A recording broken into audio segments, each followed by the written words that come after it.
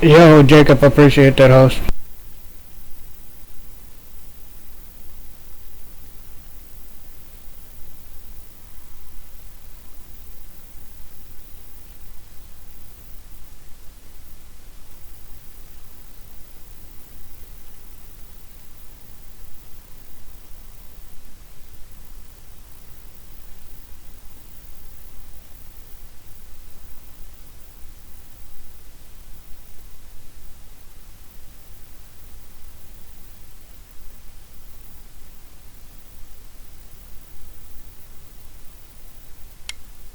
Appreciate that, bro. I'm sure they're gonna have a lot of fun. I'm just waiting on everybody to get with me and let me know what we're gonna do, and appreciate that list, all right.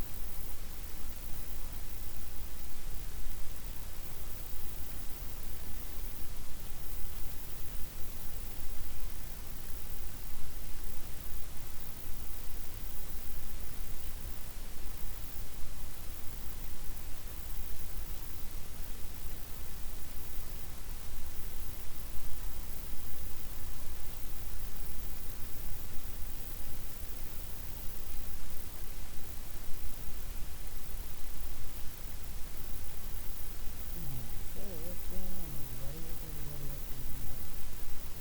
What are y'all getting into? Anything?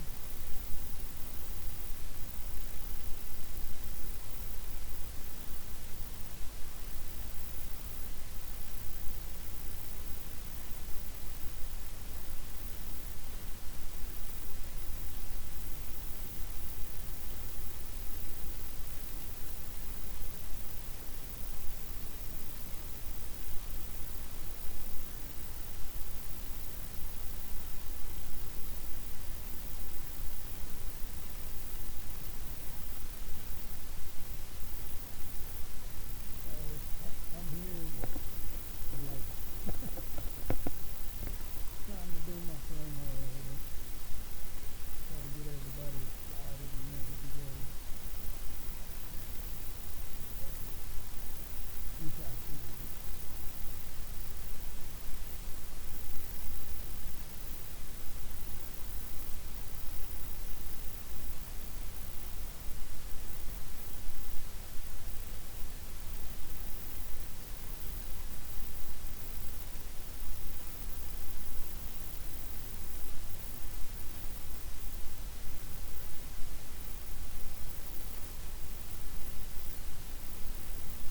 But we are streaming to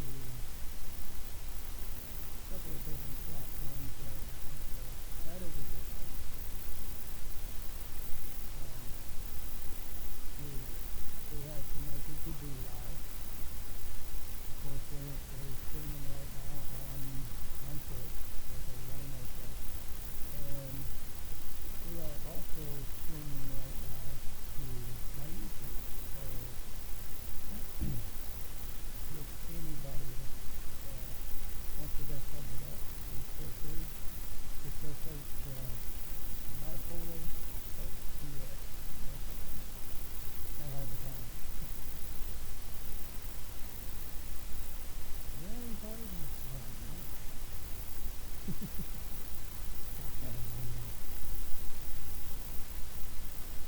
But I'm told that we have a double header for tonight.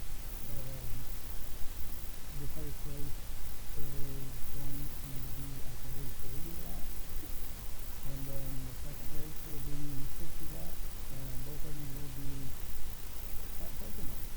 So definitely excited to see that.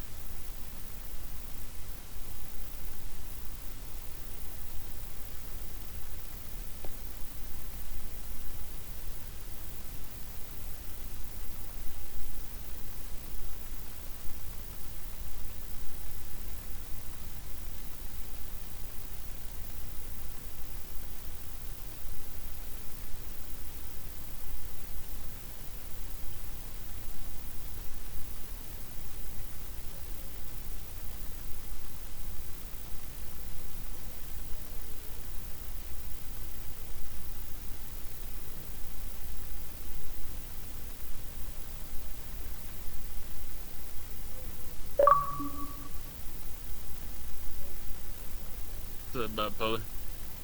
How's it going, man? Sorry for the delay getting over here. We just got qualifying done there.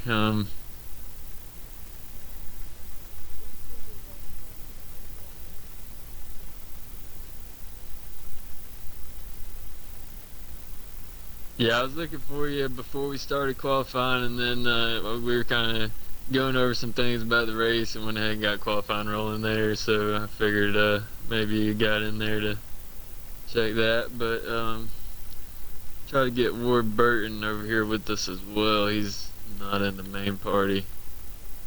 Let's see, there we go. I'm not sure. K-Rod may not be around tonight. I haven't seen him. I thought he might be here, but and yeah, if you don't care to back out of this lobby, and then we'll send you an invite back to the race. Alrighty. What's going on, Ward? Got a copy? Yes, sir. Now I do. I gotta adjust the volume on this real quick. Doing good. How about you? I mean, interesting. Got stuck here in qualifying behind a couple of guys that were stuck 3 wide and killed my lap. I had a 52.7 coming, and I ran right into the back of, I think, what I say it was the 88, but no, it wasn't the 88. The 88 was behind me. I think it was the 12 then. I don't know. They bounced off the wall and they all ran into each other. It's tough. 23 laps of qualifying. Yeah. Here we go. Alright, we're gonna get rolling. Yeah, man, it's gonna be interesting tonight. Right. Appreciate you broadcasting for us tonight, bipolar. Oh, ain't no problem whatsoever, brother. No problem whatsoever, man. I'm happy to do it. Hold on 1 second before you take that. Oh, my bad. My bad. I already took it. Alright, back out real quick. I'll get you done. Alright. Ah! What? What is this? Yeah, I'm not trying to do that. I'm not trying to do that. Yes, Smith. It's. Just accept it again? Yeah, accidentally. Yeah, it's probably my my little fan I've got sitting here that you heard. Whoa, that completely kicked me out of the game. Alright, now we'll try it one more time here, and then you'll go into spectate mode when you get in the lobby. Alright. Yep, just the 3 of us tonight. Everybody in another party. We got going back to relaxed cautious tonight. So, but drivers will still be required to go through here if they cause a caution. So we'll be monitoring that, trying to keep an eye on that on the broadcast. Drivers are going to be trying to kind of police each other. So Right. should be fun. Not a huge field here tonight. So I think this is always a fun track. And you've seen guys sliding around. Doing some pretty wild stuff out here tonight. Absolutely. Well, what I'm eager to see mostly is Appreciate that, Smith. People just going from race 1 to race 2, because you get to learn and see who kind of has the best cars here in this first race. You get a little bit, get a little bit of break before race 2, and I'm sure you're gonna see a lot of changes. You're seeing early on, Rybreath and Rocky, obviously they have 2 really strong cars, but another car that stood out to me, Freddie Two-Time. Yeah, he looks really good here. I'm eager to see how Freddie does here tonight. Yeah, Oh, yeah. The king of the controller drivers. Some drivers are saying they think a controller is going to win tonight, so maybe it'll be Freddie. Hasn't won since last year's race at Homestead in the championship finale, so definitely hungry. Oh man, that'd be a good thing for him, wouldn't it? Tracks too, oh yeah, it would be. This is one of those tracks I find I don't want to say it's extremely tough, but it is a little bit hard to be consistent on the wheel. I'm actually personally running controller here tonight compared to the wheel, which I would typically do. But it's tough, man. We're already 3 wide off the tunnel turn. Yeah, we're loading in now, so we'll be in here in a moment. Here we go. All right. Alright, already got rid of it. Hey, Nito, what's up, bro? You can make it in by Polo? Yes, sir. We are riding around with Rabbit at the moment. Yes, sir. Right out front. Yeah, Rocky trying to. Michigan. Boy, Rocky trying to take first. Rocky has the inside. He's got the. Freight steakhouse. He's got the push. Last week's winner, Rocky Top, in the lead, but fighting back. Yeah, he is. That's a tough race right there, boy. This is going to be good. I love Pocono. Absolutely. Yeah, one thing I've noticed about Rocky in particular bipolar is these cars tend to start off very loose, but man, is he tight on the long run. We're seeing early on, he has a lot of grip. But we'll see how that translates here. Ooh. Again, he's the kind of car, another car too that's really good on the long run attack. Yeah. On the solid long run piece. So we'll see how all this does. All the slicing and dicing. Looks like Jose got moved out of line.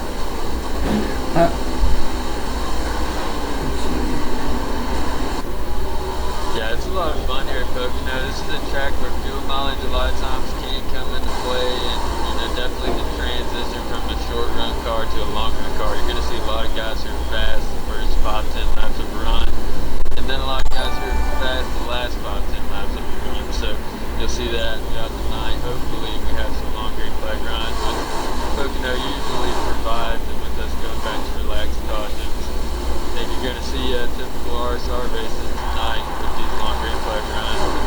Kind of strung out races.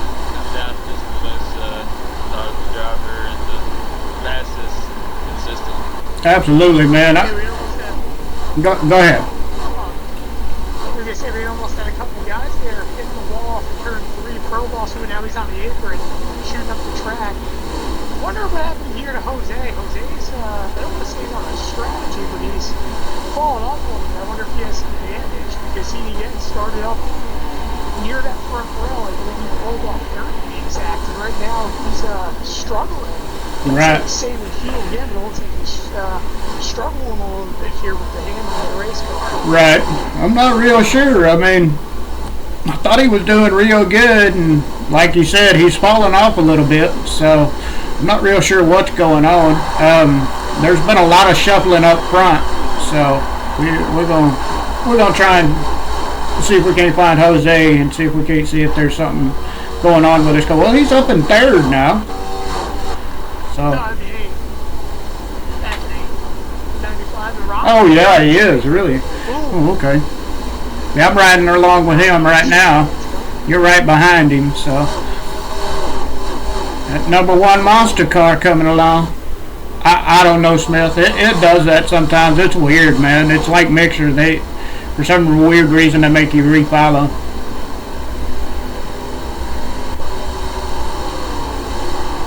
These guys are starting to train Bubaka, getting trained on the outside for them. That's the tough. Ooh, man. Ooh. Hit the brakes hard. Yeah, I saw that. It looked like he checked up on you.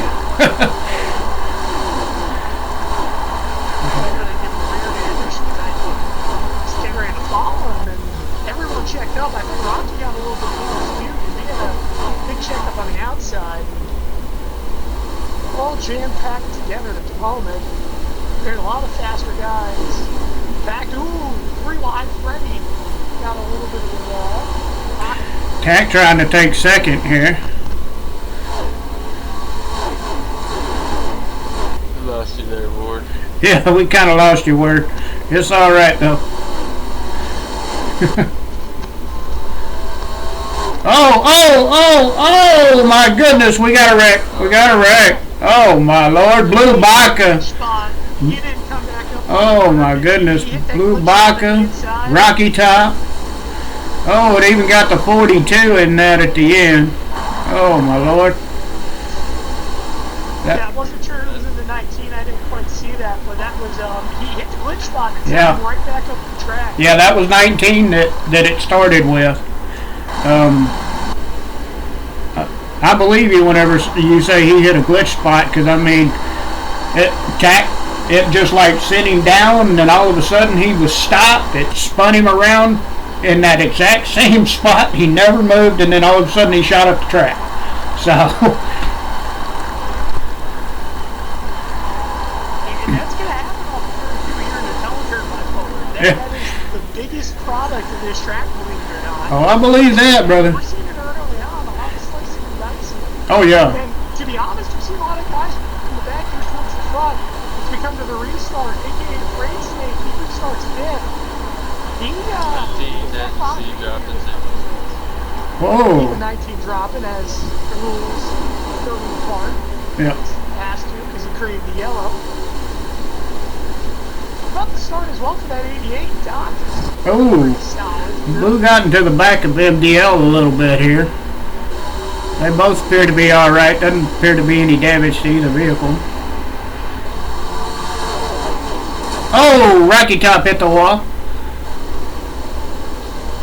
Ooh, he drove down the side of that wall there for a moment. Oh, we're going to go 5 wide. Are we going? Oh, my lord. No, we're not below yet. What's above it? You clear down. Clear down. Thank you. Yeah, what happened there, 48 had a good run, and he had to check out because they were about too wide. I think pro balls were on the inside of someone, and we all had to check out. Yeah. It's a tough spot in the color turn is just sometimes you have room, sometimes you don't. And the other thing about this track that makes it so good, obviously we see the spread out racing, or I should say spread out, but side by side racing. But what makes this track so tough is that everyone drives the lanes differently. So some guys will, lift later than others. So you're going to see at times a lot of guys running over each other at points. That's going to be a lot of tunnel turns. Again, the 48 going to the bottom. But there's just not much fun. Some of these guys don't have good points early on in this run. Yeah, Pocono's definitely one of the most treacherous racetracks I feel like in the game. I've always, or in NASCAR really, I've always loved coming here just because I think it's so difficult. You have to constantly be paying attention to where you're at. A lot of fans watching the races don't understand just how hard it is on these drivers out here in Pocono to stay focused, know where you're at on the racetrack, and you're going into 3 totally different corners at this place. The car reacts differently in each corner of the racetrack, and the crew chiefs and engineers have to know how to set these cars up for 3 totally different corners, so it's really difficult and hard to keep up with throughout the race. And you're racing out. And we've got another wreck. That spin wasn't made, but the stack up. It looked like on Rocky was on me 100%. that looked like it. Yeah. Yeah, that's Doc Holiday. With strict cautions last week, we put a single caution there, but here we're going back to relaxed. You're going to see this thing continue on, and you just have to pay the price here under green, I guess. Oh, yeah. Oh, yeah, most definitely, because, Oh my God. yeah. I believe that was that tunnel turn spot you was talking about there, Ward. Yeah, it's tough, and I'm having a tough time right now too, to be honest. I'm having a tough time staying on the rear of some of these guys when you go into the entries of the corners, because some of these guys, again, with the draft, it feels so different, and even with a few lifted, sometimes get catch rates. So looks like though we have Ryan in the lead. Everyone else still pretty much jumbled on back. Correct me if I'm wrong, but didn't Rybread have a really strong car last week too? Rybread has a strong car every week. I don't think it's just last week.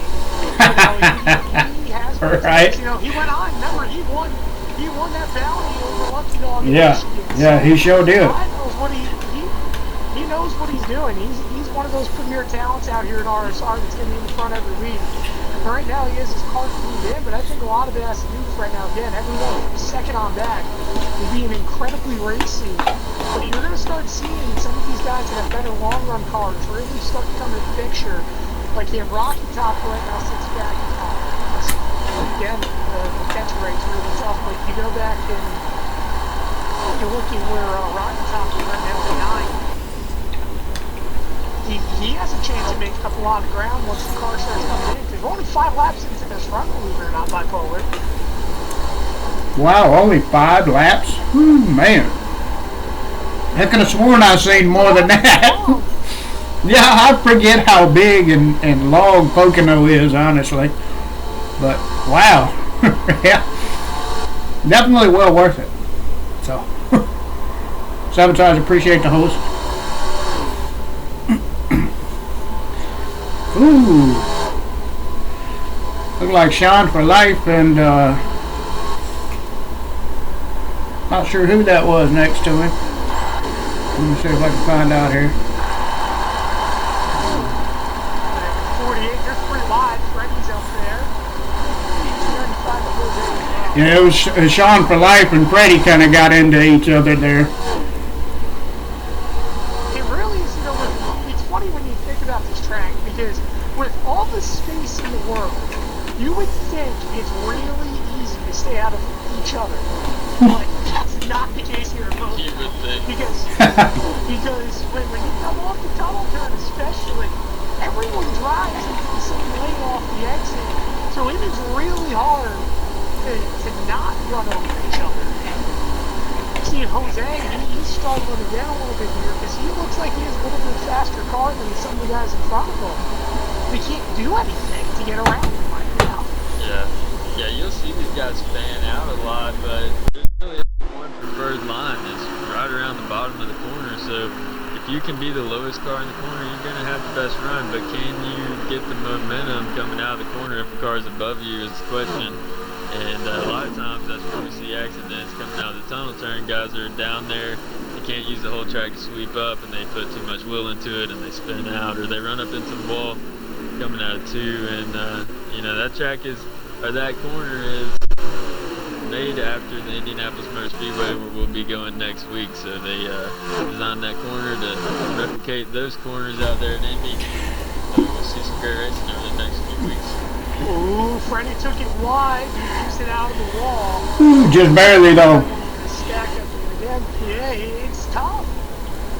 Taking the apron is a huge risk here. And you don't really see it, to be honest, too often in real life. But right. It is a really big risk at this track because it can be your best friend. Oh, the 12's wrecking up right at the line.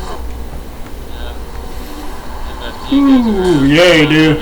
Got collected there. I didn't see anybody hit the side of him, so he has no damage on the side, so he looks like he was clean and didn't get hit by nobody. And we're 2 by 2 going down here down the Long Pond Straight, so it's getting interesting. Oh wow, Freddie backed out. Surprised he backed off there. Jose's got a great run.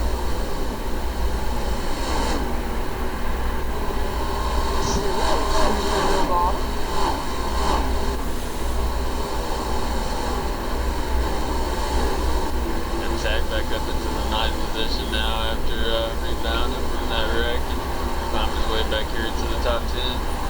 Like Ward said, with long runs. Absolutely. Remember who I mentioned who's going to pop into the picture on the long run? I said Rocky Top. Rocky Top's starting to catch his groove here battling for 3rd place. Yeah, he's reeling that group in and Zach right now, right behind the 18 car finally. So those guys get hooked up here and make up some serious ground before we hit their road under green. The track position means a lot. Reinhardt's shown it as he's expanding his lead, but the draft, it helps you and it hurts you. It helps you definitely down the straightaway. In the corners, with all the lifting, it is not your friend at all. Oh, right, for sure. Go ahead, Ward. I was going to say, that's the thing. I'm getting great runs. Ooh, Jose.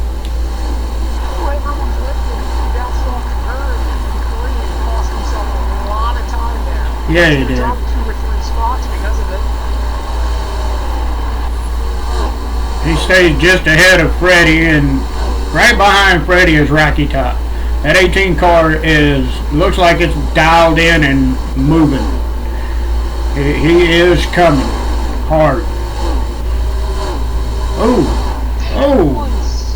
In a line. It all really depends on what kind of feeling. I find my car right now has a lot of pull when it's in the draft on the guys in front of it. And it kind of creates a little bit of issues on the entries and corners because I'm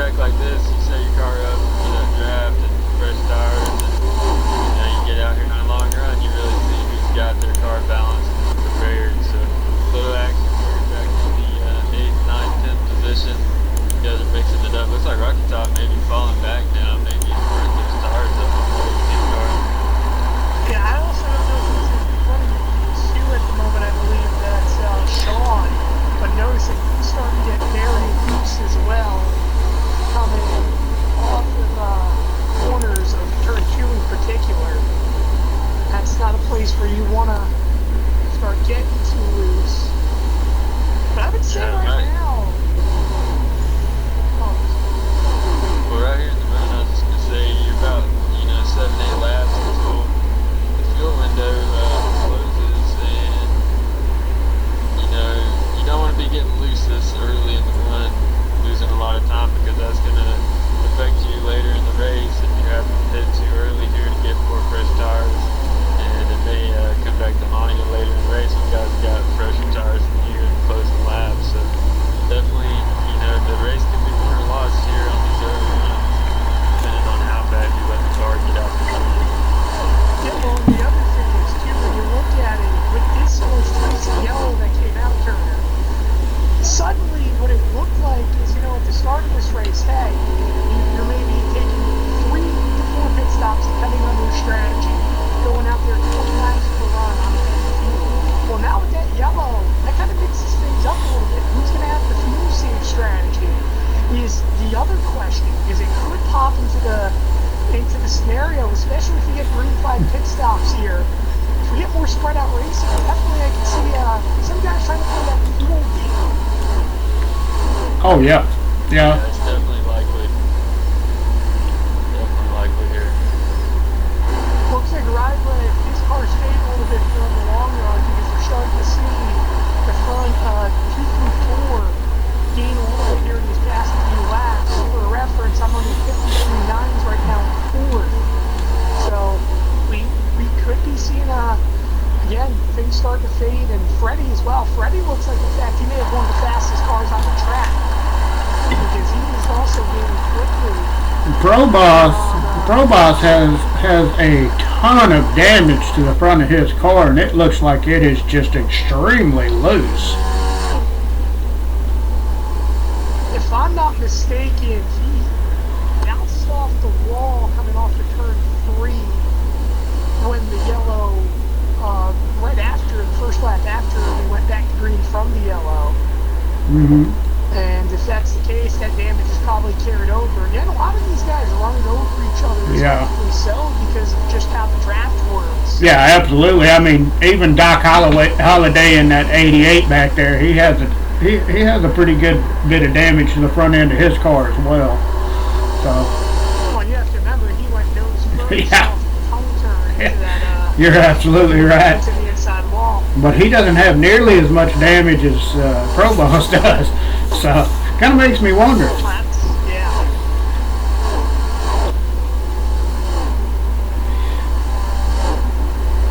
I don't know about you, Bipolar, but it sounds like that one car is pretty sporty out here. He's climbing up.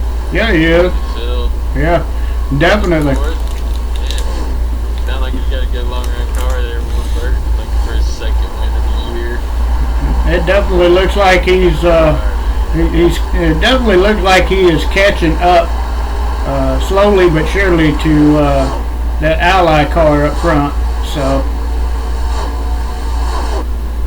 Well, I will say, what was ever... A shout out to that 48 car too, man. Freight Snake. He's kind of been quietly fast here. Mm-hmm. Looking at today, so that guy on the verge of his first win. Maybe he'll come here in one of these 2 races today, tonight. Absolutely. It's hard to think with how much Freight Snake's been up towards the front every week, but he hasn't yet been able to get a win here this season in RSR. But he's doing a good job. Again, he was one of those, I said, that has a really solid long run car. And right now, actually, maybe I don't know if he just parked it or he just spun again. He spun again. His way off the Oh! Yeah. Looked like he was pitting, and the 88. 95, that's Jose. Yeah, looked like that 88 tried to hit the pit first and cut up in front of him, so Jose had to do some evasive maneuvers to get into pit road. Rybread had an issue here. He just lost a lot of time. Mm-hmm. Coming off one, gained about a half a second. I think he got a little bit loosey-goosey because he wasn't in Cars the are wall. going away now. Is that how you milk those tires? That's really the honest to God truth about it. Oh, absolutely. Your tires are still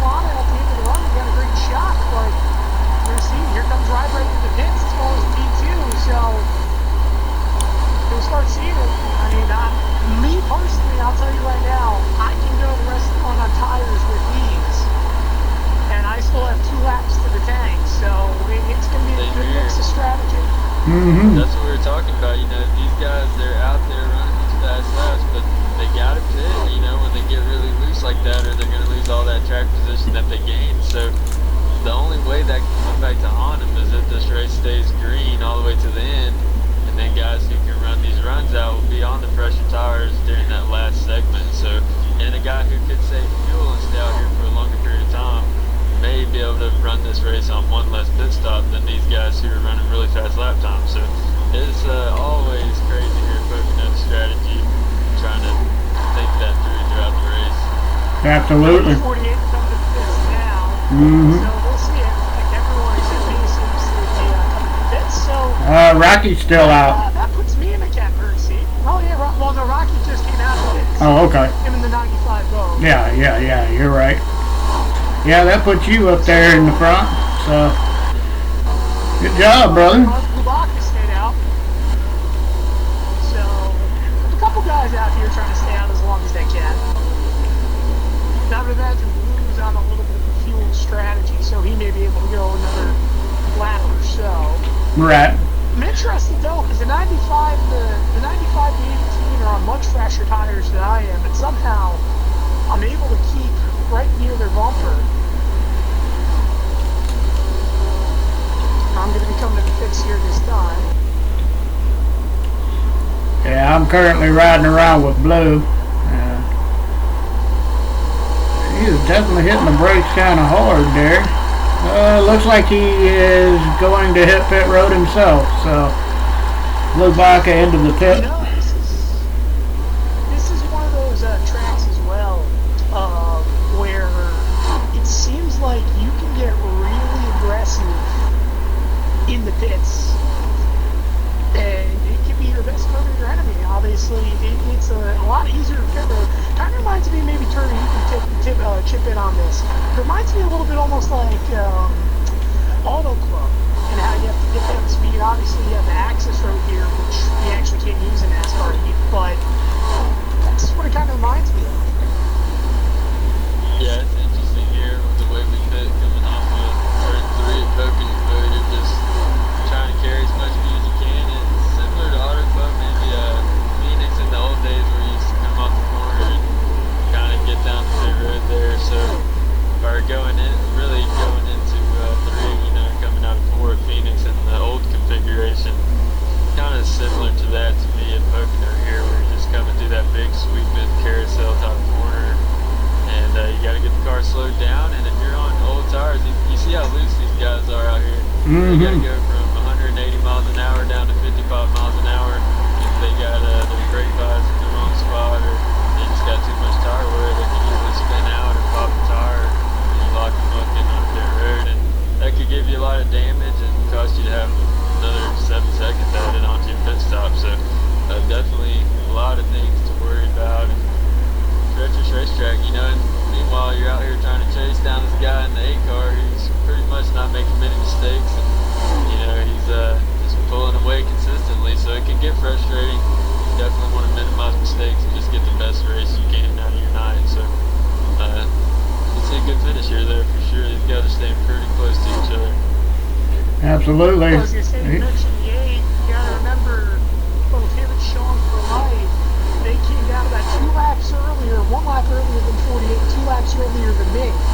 So what that tells me a little bit further as well, you're on the long run.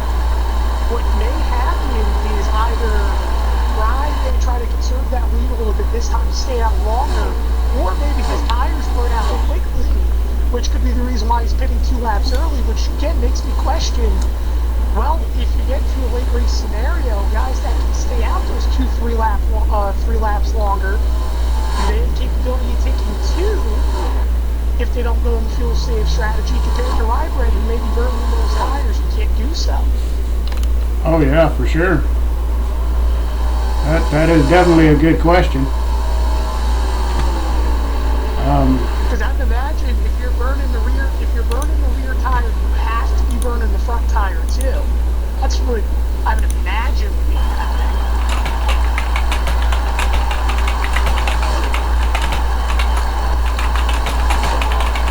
Yeah, I think those guys are probably keeping that right rear up, running as fast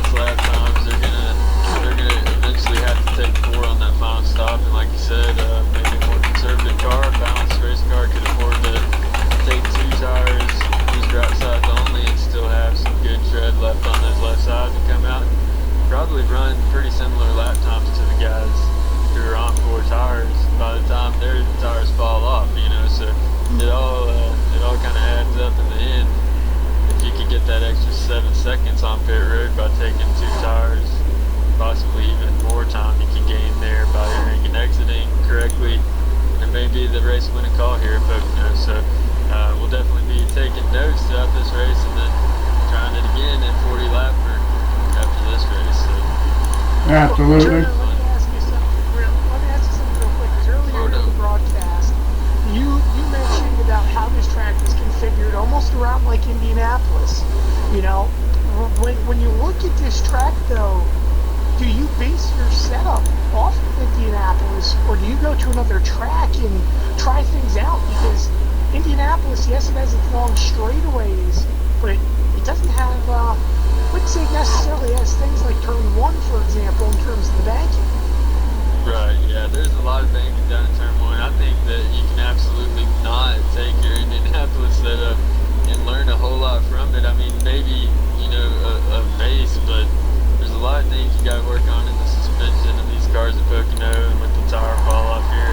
So I think this is a little bit more of an abrasive racetrack too, so you got some more bumps out here, and it's really only turn 2 that's similar to Indianapolis. When you're at Indy, you got 4 corners there, so the way you even go through the tunnel turn here is different than what you would have to go through the corners at Indy, where you have to slow down a lot on the exit of 1 and into the entry of 2, coming off down those long straightaways at the end of each side of that racetrack. But yeah, Pocono, like I said, it's its own racetrack, and you really have to go out here and practice a lot, try to find the right balance to get through the end of the racetrack that you feel is most important. A lot of times you see guys are better down in 3 and then they're slower in 1, so you may have a car that's really good in the more heavy banking side of the corner, and then not so good down in 3, pretty much in 2. You just got to know how to drive through that corner correctly and cut it as low through the apron as you can and get on the gas as soon as you can. So definitely a weird racetrack and a lot of fun to race out here. I think it's an underrated track for sure, and I would hate to see it go. So if ever doing double headers out here. It's a great race for a doubleheader. And Rocky Top's car, the front end has a ton of damage to it. I am not sure what happened. Yeah, I was going to say during the question there for Rocky, he lost it back there in between the turn 2 and turn 3 part of the racetrack. So I'm not sure what happened, but definitely bounced off the inside wall and tore that 18 car up. So not a good week after his win last week in Chicago, but the good thing is he gets a reset and try to go at it again here in a couple hours. Absolutely. Maybe not a couple hours, but less than an hour. Yeah. I gotta imagine a couple of guys are hoping for a yellow to come soon, and Rocky being one of them, because we sit here with 44 laps to go, and a yellow now would put everyone back in the simple fuel window. But from this moment, I wouldn't say anything's quite simple. It depends on what strategy you utilize. For sure. It kind of, correct me if I'm wrong, gentlemen, but it looks as though Pro Boss might have called it done for the race. Oh, the number 12 around in the grass. Based upon what I saw in practice, he was having a little bit of tough with the handling on the long run. And speaking of someone who's having tough with handling, if you move up to second here, Sean for Life, he's getting ran down right now by both the 48 guy. It seems like every time he comes off the tunnel turn, he's braking incredibly loose. He goes under the yellow line, but kind of trying to save the race car. So you're starting to see the tires fade away. Again, the guys picking last, such as I'm Bubaka, we just hit around 11 laps to go on the fuel tank. These guys are closing into an 8 because they've hit 2 to 3 laps earlier. So these guys' runs are slowly coming to an end very, very quickly, to say the least. Absolutely. Yeah, and every time those laps are going to add up. 3 laps, first time turns into 6 second time. And then before you know it, you're having to push your car just to get far enough into the run to make it a 20 to go here at Pocono. So it can be pretty stressful to be out front with a fast race car like that, knowing that, man, maybe I need to back this thing off a little bit, save some tire, and make sure I can at least pit with 20 to go. You don't want to have to, come down pit road before 20 to go on that last stop and put yourself in jeopardy of running out of fuel at the end of this race. So a lot to think about if you're the 8 car out there, and honestly, you want to be in Fort Burton's position where you got a really comfortable, balanced car, a lot of speed in it, and you're just out there, kind of hunting the guy who's leading. He's got all the pressure on him this Rob Ridge race to lose. And you're going to see that one car put a lot of pressure on him here in the late stages. So we're just now about halfway through this first race. And a lot of great racing out here already. It's spread out, obviously, when you go in 3 right now. That pack not necessarily entirely spread out. But in terms of the racing, we're seeing it relatively mixed. Have a battle for 3rd here in a moment. Appreciate that, Rick. Perhaps even a battle for 2nd to come as well. Again, the tire advantage just helped the Pocono unless you're Rybred, who has a massive lead. Right. Yeah, you sure right about that one. Oh, Snake just hit the wall. He tried to, what happened there with Snake is he tried to kick me low as far as I could go in the tunnel turn. And he tried pushing it hard to make sure that he got the front run off. And unfortunately, what happens there when you push off, ends up making you bounce off the wall. That's what he did there. He just couldn't get the cut. And you gotta wonder now, does he have damage?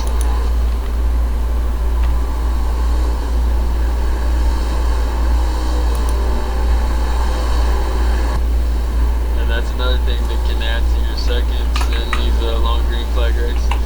Every single mistake will add up if this thing stays green here, because you get 2 seconds of damage, and that adds up on pit road during this long green flag run, and ultimately could be the difference in you winning or losing the race, or having a good top 5 run to top, outside the top 10 run. So you definitely want to try to stay focused throughout this whole entire race, and not make a mistake at any point. Absolutely.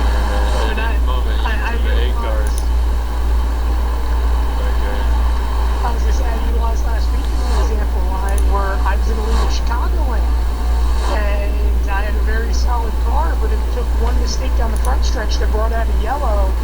I got stuck to the back of the pack there for the final green white checker, and came home 12th. One little mistake can not just cost you seconds, but also positions, especially if the yellows have come out.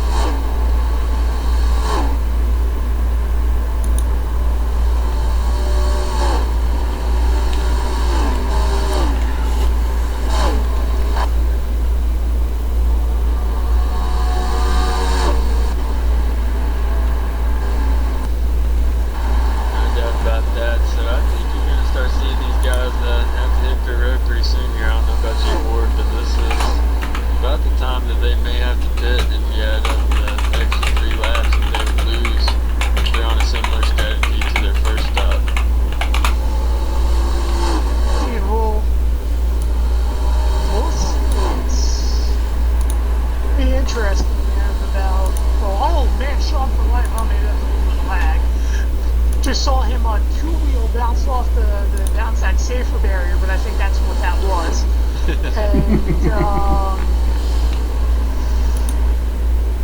but yeah, I have about 6 laps to go on the tank. So these guys in front should have about 4, maybe just 3 now. So we'll be seeing them come down in pits. But now you gotta wonder if you have a stronger fuel save gear, because it's definitely going to help you here in this phase coming up. If you can save, I really, to be honest, Turner, I don't think it's possible to save for 10 laps. It's a very hard thing to do unless you're going at an absolute snail's pace for your gear. And I don't know, I think with the way the yellow played itself out, unless you save gear on this run, it is going to be very, very hard to make it here to the end. Yeah, I highly doubt you're going to see anybody maybe close to that 60 lap mark here, so probably see this stop and one more before the end of this race out of everybody. But like you said, some guys may be able to utilize 2 tires here or just have fresher tires at the end of the race. So we'll see what guys decide to do. I know that 8 car's probably trying to push it, but maybe slowing down on lap time here late in this run compared to what he did in that first run. He burnt the tires off and really had to pit early. So. Absolutely. I see Delta Rockets on pit. Another car going to pit road. See if I can cycle through to find out who it is. Jose on the pit road in the 95. Ooh, the 47 just, that 47 just kissed that wall pretty good. So. Yep, here comes the 8 and Sean for life, both coming to the pits. So this is going to be interesting because, again, 2 extra laps on fuel for me. That's going to really mix it up here coming to the end and what strategies you can do when you hit the pits. Because assuming no one saves, you should be able to hit with about 10 laps to go. Jose back on the track. Sean for life on pit road. These guys are pitting now, so there's 35 laps to go here, bipolar. That would give these guys, you know, they're pitting about 18, 19 laps into a run. So they're pretty much making their bed here. They're going to be pitting in about 18 more laps.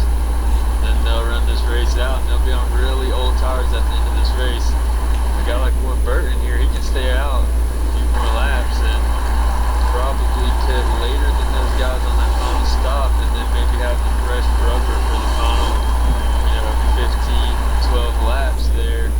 Run these leaders back down at the end of this race. So still a lot of racing yet to be done, and these guys are fighting every single lap. I promise you, it may look boring on the screen, but these guys are giving it all they got. Oh yeah, absolutely. Word is out front now. He passed Rocky Top, and looks like he's really got it dialed in over there. So that's a good thing for him. Pretty much looks like everybody else, almost everybody else, is hit pit road. Frayed Snake coming down pit road now. Yeah, a lot of these guys have already hit the pit and are coming back out. So it looks like the top 6 still hasn't pitted here. I know we got Freddie tagged, myself 4th through 6 right now. Rybred, who's already pitted, is already back out and in 7th place and only 9 seconds behind me. So he's setting a pretty blistering pace. He knows what he has to do, and that's run as fast as he can around this racetrack every single lap. So there's no saving for him anymore. There's no strategy. It's just all about hitting the qualifying lap every single time around this racetrack. So see if he can do that and not make any mistakes throughout the course of these final 33 laps. Absolutely. Word to the cheering section is back in the stream chat here. Rev is screaming word. So he is definitely one of your biggest fans here in my channel. So we'll definitely try to get it done. Looks like I'm going to be pitting personally next time. Again, we'll see strategy. 32 laps to go now at the stripe.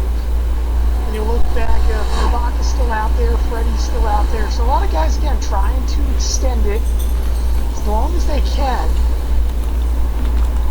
Actually, I think Blue, maybe not yet. Blue is pitting. So yet again, I find myself to be the longest one out there on the track. Absolutely.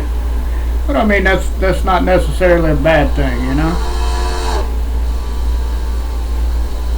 Not a bad thing. You're going to lose time early. But what it comes down to is where do you gain your... We lost you there just a little bit, Word.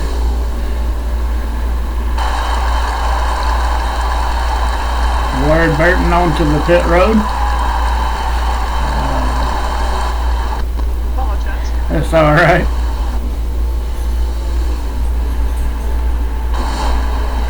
Turner on the pit road. Yeah, we ran out of gas there in that second. I kind of coasted around, but made it and trying to get the top 10 out of this first race. Absolutely. Y'all are all doing a great job, man. I enjoy watching y'all race. I enjoy being in the booth calling these races. I can guarantee you have almost as much fun, if not more, than y'all do. So it's always exciting to watch and everything like that. So we absolutely appreciate you being here. It means a lot. We love to see these races on broadcast and definitely hope that you're having fun. Don't want it to be too boring out here for you. oh no, it's never boring, man. Doing all this. Never boring. This is always fun. No matter, if you got the strict cautions or relaxed cautions, man, it's always fun. So yeah, and it's an experiment for us throughout the season to try to make sure we're right for those final 10 playoff races. You got the right guys in the top 16. You got the right rules package going into that. So we'll see probably some more shaking up of the rules and stuff with NASCAR Heat 5 coming out. I'm sure we'll have some new things to try to work with there. And the good news for you is if you're broadcasting for us on there, we'll have a new leaderboard and you'll be able to see all the drivers and what position they're in and where they're at on the racetrack. So it should be a lot more efficient for the broadcasters to use and be able to utilize, bring the race to the fans and everyone watching. Hopefully we can do a better job of promotion and stuff for you and trying to get a bigger audience out here on the channel. So absolutely. Appreciate you, man, being here. I know the switch from Mixer to Twitch is kind of abrupt there and new, but we will definitely be trying to push your channel and everyone at SmithNation out to the community and getting ready for NASCAR E5. Absolutely, man. I definitely appreciate y'all letting me do this, man. It's a lot of fun. I enjoy it. I enjoy being in the booth, watching you guys go around, and I have a lot of fun calling y'all's races, man. I enjoy it. So it's never a problem for me to broadcast these races for y'all whenever y'all need it done. If y'all need it done, and Smith isn't available, I'm more than happy to do it. All y'all got to do is let me know. So. Yeah, man. Hopefully we'll see you out here on the racetrack one of the days soon. Get you one of these league races. Oh, I'd love that. I just got to get a little better at the game. Yeah, we'll be working on setups and stuff, and there's always a big surge when a new game comes out. Guys just on the racetrack practicing all the time. That's really the best time to get yourself in rhythm and used to online league racing. Get with a good group of quality guys. And definitely got that with this community of drivers, RSR and eSparks, aka, I know there's tension a lot of times, but all these guys are really pretty smart league racers and know how to handle themselves. So get in with the right groups and you can have a lot of fun on this game. So hopefully the developers see that and keep on expanding our online stuff. Got some action out there. I believe 42. The 42, I believe, is MDL. Man, he kissed the straightaway and outside wall just like really hard, but he's still going. But oh my goodness, that was a hard lick into the wall. Hey, super good to see you, brother. Appreciate you coming out.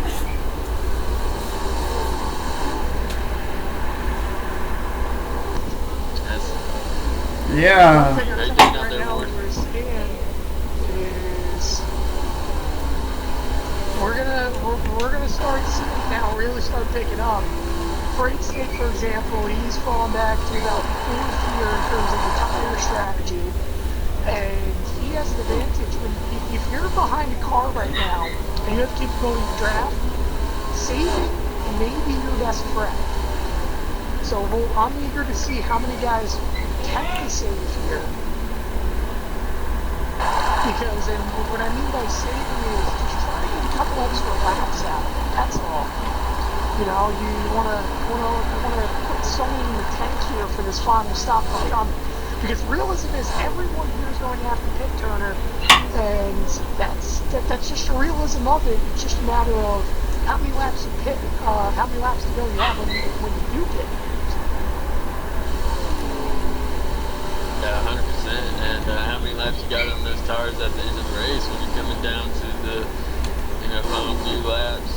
I'm sure Rob Red's definitely thinking about that, trying to figure out, when guys behind him are going to hit pit road and how he's going to stack up against the competition coming down to the end of the race. So he may very well be trying to save a few laps here and extend this run where he can be closer to the pressure tires like you and others will be on who've been saving and making ground this whole entire race. So definitely going to come down to it here.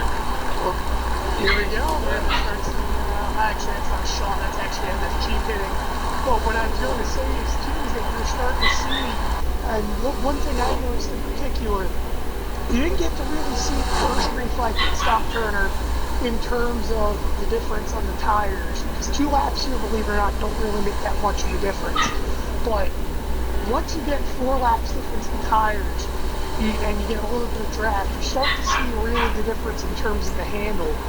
And we're starting to see it a bunch in terms of the time getting cut down.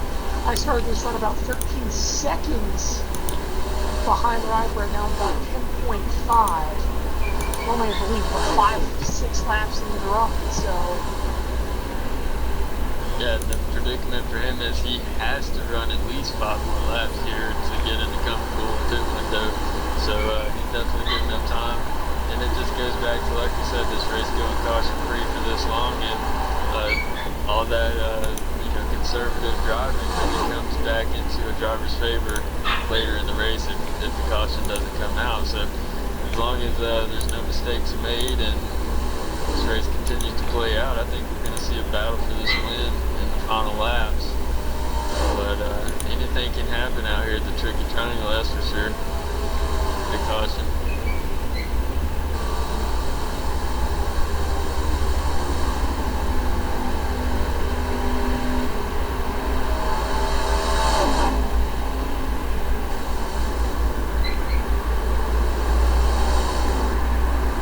Should be taking 23 to go there, so he's probably thinking in his head, based on the way his car ran throughout the night, he really needs to make it to about 18 or 19 to go to be comfortable, but he may have to go ahead and pit here with about 20 to go. It depends on how much that gap is closing behind him to that second place car. Well, to the second place car, it's not really closing too much, only because of the fact that Sean is pitted the same lap as him every single time. But to Afraid Snake and I, who's hitting 3rd or 4th, that gap does close down, I would say, relatively quickly. We've now cut it down to under 10 seconds. So it's picking up just a little bit. But yeah, I personally think this is Rybert's race to lose. I don't see him really losing this race right now in this scenario. I think he had it played perfectly in where he is on the track. Yeah, he's got a lot of clean air, and we know with these racetracks where draft is involved, clean air is really important. It allows you to feel confident in your car going through the corners. A lot of times, like Ward was saying earlier, these cars pull up so much, and the draft effect is so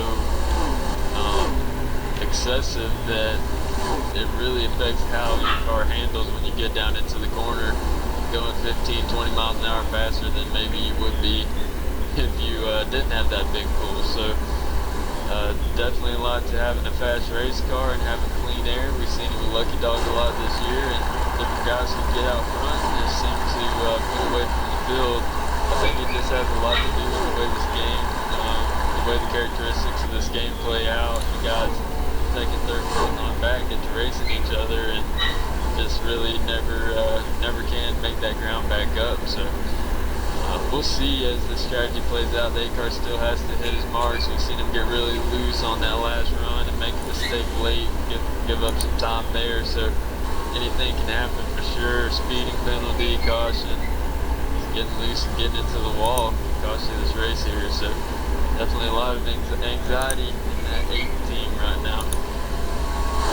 Well, Sean for life right now, he has his own situation. He's dealing with a lapped car at the moment. So everyone has their own agenda for the second. Comes down to when, where, why, and how. Absolutely. So 20 to go here now for the leader. He just crossed the line, and now the pit window's open. You can pretty much pit here and safely make it on fuel. So we'll see if guys try to utilize the short pit strategy here and get out on those fresh tires early. Maybe try to undercut some cars and get caution inside of 10 to go there and save themselves that track position. A lot of different strategies to think about, process, and try to plan for, but you know, I'm like Ward, you know, you hope for all these different things, but right now Rob Red's in the catbird seat. It's really his race to lose, and as long as this race continues to play out like it is, we're going to see that 8-car back in victory lane tonight. Right. Yeah.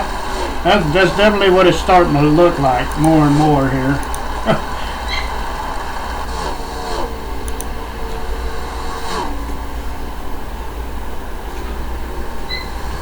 He has an immense lead out there. I really don't see anybody behind him as he comes through the turn there and hits that straightaway. I don't see anybody back there.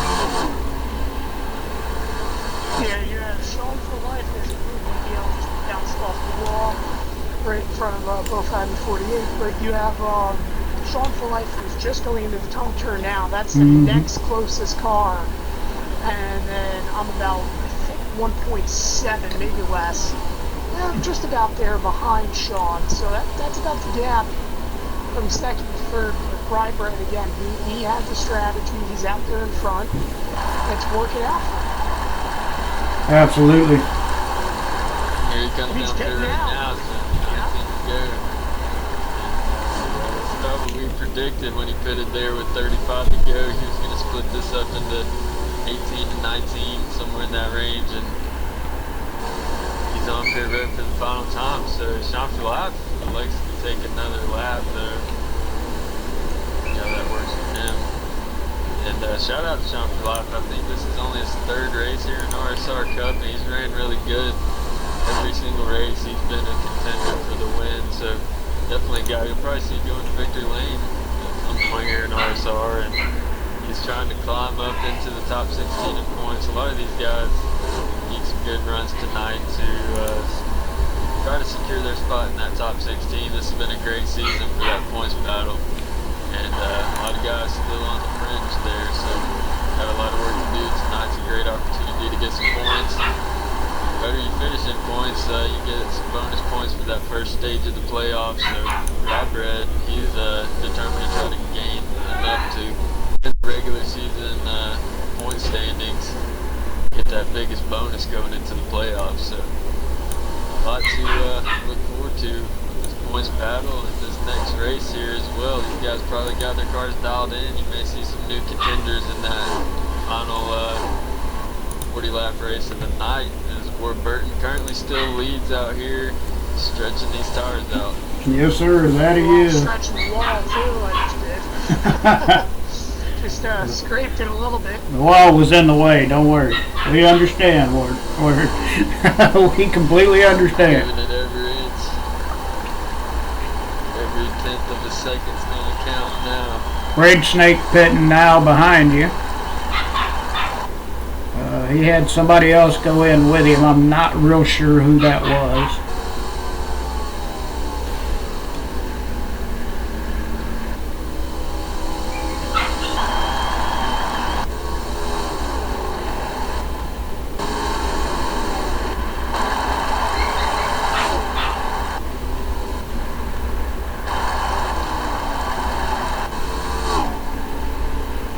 Top in Jose, two surprising races to me. Two guys I thought were going to be definitely contending for this win. Right now we're at 11 to 12. good night for them to start here, but they will have another opportunity to try to get back up there and race for the lead with Rob Red and Ward. I'm sure will be right up front this next race. Braden Snake, Sean July. So I think that second race is going to be a lot of fun. It's going to be interesting to see just how close the competition is once these guys have 80 laps of good solid practice under their belt here. Yeah, absolutely. Ramset's coming off pit road now, coming back onto the track.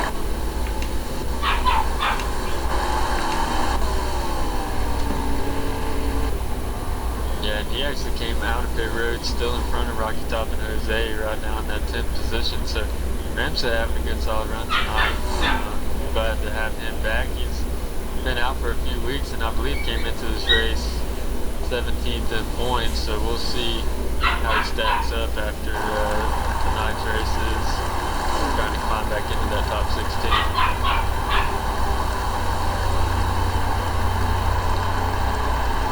Warbird knocks a quad focus right now, trying to hit his marks, man. He's looking pretty good. I'm going to be interested to see how much he can close on Rob Red in this final segment of the race. Absolutely, brother. Me and you both. I mean, he looks like he has a commanding lead right now. So,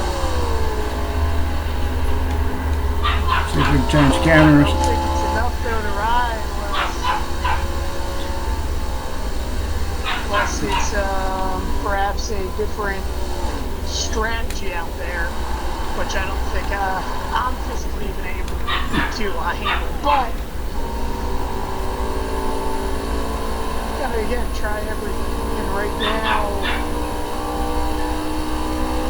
see where I lie. I think gonna be coming down this time by. Yeah, and 2 tires wouldn't be a risky call here, but you can manage it, I believe, possibly with not having 20 laps left in the race. Now, if you're splitting up the stage of 40 laps and having to pit with 20 to go, you're not going to want to take 2 tires in that scenario. But with only 10, 11, 12 laps to go, it's a possibility. You still have enough tread left on those left sides to make it. But will you be too loose is the question. You may lose more time than you gain. So. Absolutely. Yeah, Rye's cars, whenever he comes off of pit road, it looks like his car is just mad loose. But, I mean, he keeps it under control pretty well, but it looks pretty loose. So, loose as fast as they say, give it all you got, I'm sure. On pit road now, so we'll see the 8-car price tag back into the lead. It's going to be very hard. yeah, he's coming. Unless you get a He's coming past pit road now, so he's at the start finish now. So There he goes. I've read back into the lead here.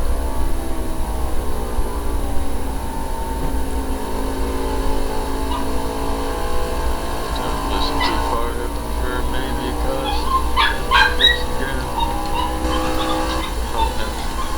Oh no. Oh no. Did you run out of fuel there, Turner? No, they gave me a course penalty because I went down here and I am out of fuel. I'm trying to get back in. Oh Trying to no. get back to pit road here. This is not good. I'm gonna get kicked out of the race. Yeah, that's definitely not good. Come on, baby. You can not good. We're gonna have a good solid run. He's putting. well, MFG is just coming around the corner now.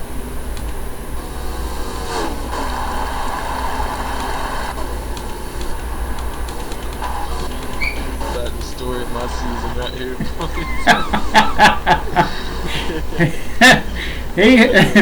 Turner has made it to pit road.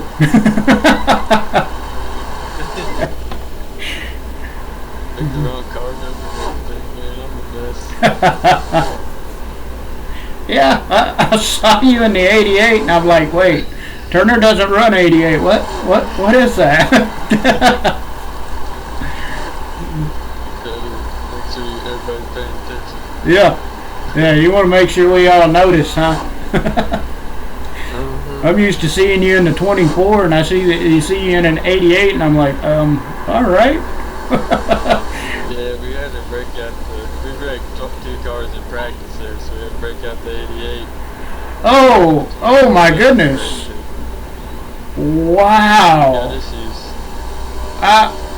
I really hope that wasn't a lag issue for Rybred, because oh my goodness, down that back straightaway there, he was like all over the track, up high, down low, up high, down low. Well, I'm gonna say he has a big issue because Katana is gaining quick. We just gained 3 seconds on him in a matter of a corner.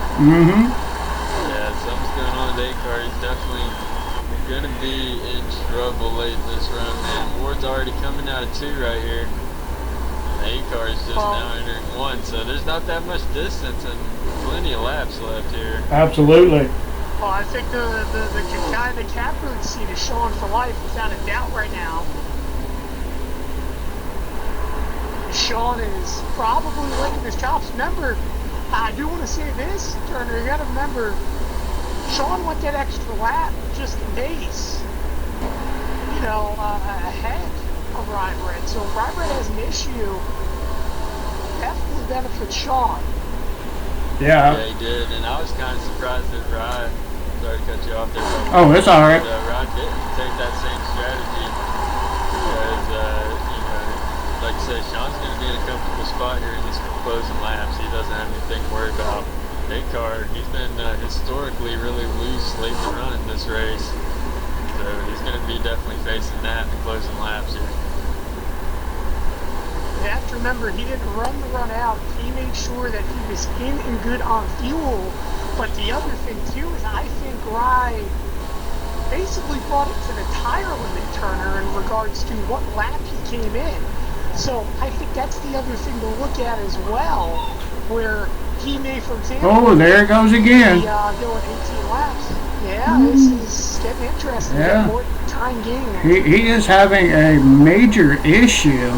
I'm not really sure what it is. Sounds like a connection issue, which may be possible here in the late stages of the race, but I'm sure he's hoping that it's a connection issue. Yeah, Because, right. otherwise, he would definitely have some trouble here. And pretty frustrated going into the next race if he gave this one up. So definitely on a doubleheader night, that's something, this is the first time we've ever ran a doubleheader in RSR Cup history, and it's something that you don't really think about, the emotions boiling over from one race into the next. So you know what? I'm not going to say, I don't think it's a connection issue for him. I think it's a heat server issue, because I just had my fair share of lags like now too. So I think that could be a possibility here, Turner, coming I believe now we're going to be crossing line with 6 laps to go. Yeah, we've definitely seen these issues more prominent in the past few weeks, but luckily on July 7th, we will be out of here onto Heat 5 and onto the new servers, or the servers that are at least getting some maintenance on them, so hopefully things will be a little better. So next week will be our last race here on Heat 4 Indianapolis, Friday night. That'll be July 3rd, so we'll be celebrating the 4th of July. Saturday night we'll be racing on Friday night next week. Man, you're letting us have a life. That's unfair. Yeah, man, we don't like to race on holidays. We don't have to, so that's what we use Friday nights for. Or if there's a cup race on Saturday night, we'll be racing on the Friday. So yeah, man, that'll be our first Friday night race of the year, so that'll be interesting.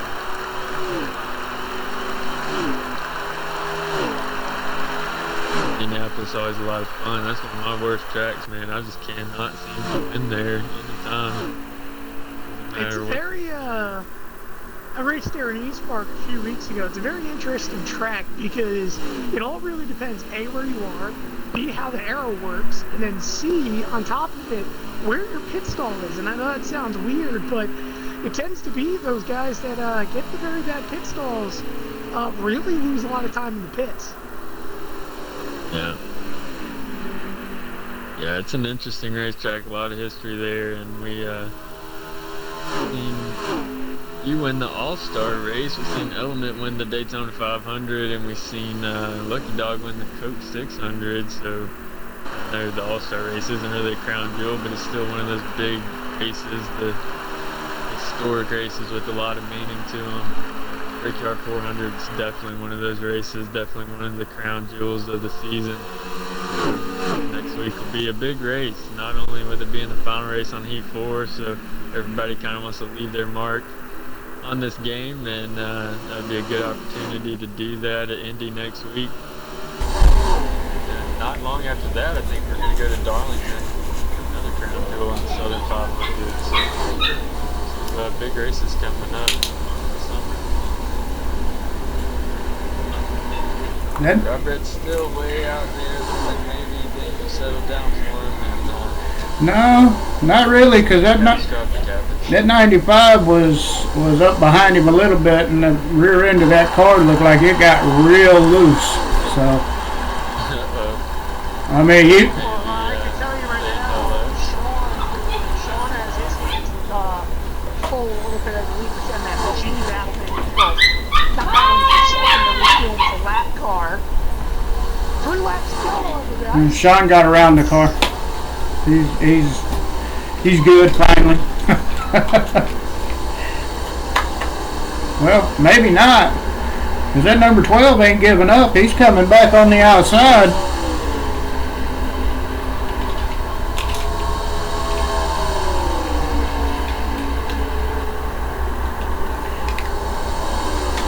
Yeah, what you're going to see here in race 2 is a lot of guys who are frustrated with how this race went for them.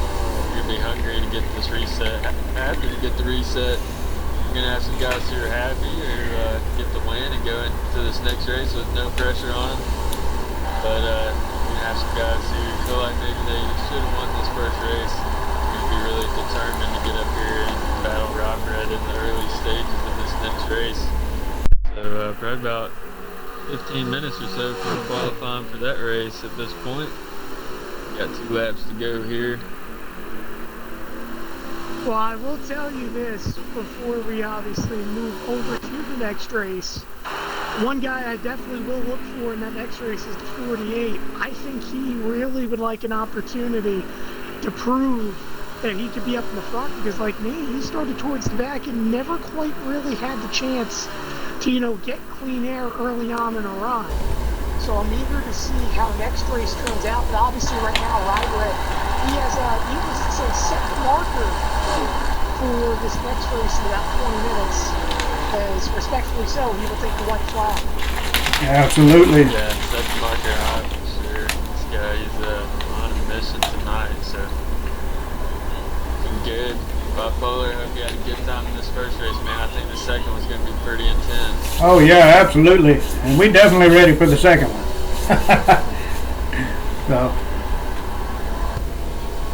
Now, one thing I do want to point out, Turner, if next race goes caution-free, does Ryder have the advantage? Because the one question I think about is, if he was only able to go 18 laps in the first runs, what is he going to do to save 2 laps of tires in a race that's only 40 laps? Because ideally, it's a 1 pit stop race. Everyone should be able to make it to the end. But if you're a guy that's only been able to make it 18 laps in tires, you may not be an advantage going into this next race. Rybread with the win. Congratulations go out to Rybread with his win here in the first of the doubleheader at Pocono for RSR. Yeah, great job to Rybread there. So we'll be we'll give them till we'll roll for qualifying about 10:38 here for race 2. So we'll try to get Rybread in here and talk a little bit. Yeah, got Sean to bringing it home in 4th. Straight Snake looked like maybe he ran out of gas there at the end of the race. Absolutely. Good race with those guys. There's a lot of congratulations and great work, guys, in my chat for y'all. Everybody sends their love and their congratulations to everybody for at least making it through the race. So. Yeah. Take that back. Straight Snake actually dropped all the way to 8th there, unfortunately for him. He was 4th before, when he took the white flag, he was 4th. Ran out of gas and ended up finishing 8th. How about Kiefta? He comes home 4th. Pretty solid race. I know last week wasn't the best race for him, but here this week, a solid performance to open up at Pocono, a top 5. He'll take that in a heartbeat. Okay. Oh yeah, great job by Kiefta. We're glad to have him over here. I went ahead and backed out of there. I'll let y'all do y'all's thing, and I'll wait for y'all to invite me whenever y'all get all ready and prepared. Rush Jollies, I appreciate the follow. Mr. Horizon. Looks like we have our race 1. Yep, race 1 winner in here. Congratulations, Rybread. That was an amazingly awesome, dominating win for you, man. That was a lot of fun to watch. Thank you. Yeah, it was a really good race. I enjoyed that. That was pretty cool doing that. The whole race, just absolutely dominating. Never done that before. It was fun. Absolutely. I got to ask you a question. There in the later laps, I want to say around 8 to 5 to go, it looked like you had a possible connection issue or something, where your car was just like all over the track on that straightaway. Was everything okay, or was there something going on with the car, or what happened?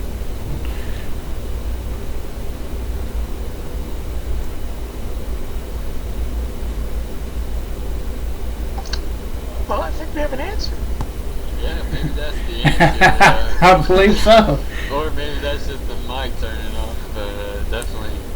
Hope everyone can get their boxes reset. Well, they had some issues. Here we go. Recovery. I know I got loose getting into 1, and then I had a freezing glitch right in the middle of turn 1 that made my car all retarded coming off of 1. And I got really loose, and I was just trying to say that honestly, like I had to get out of the throttle and everything was bad. Okay. Yeah, okay.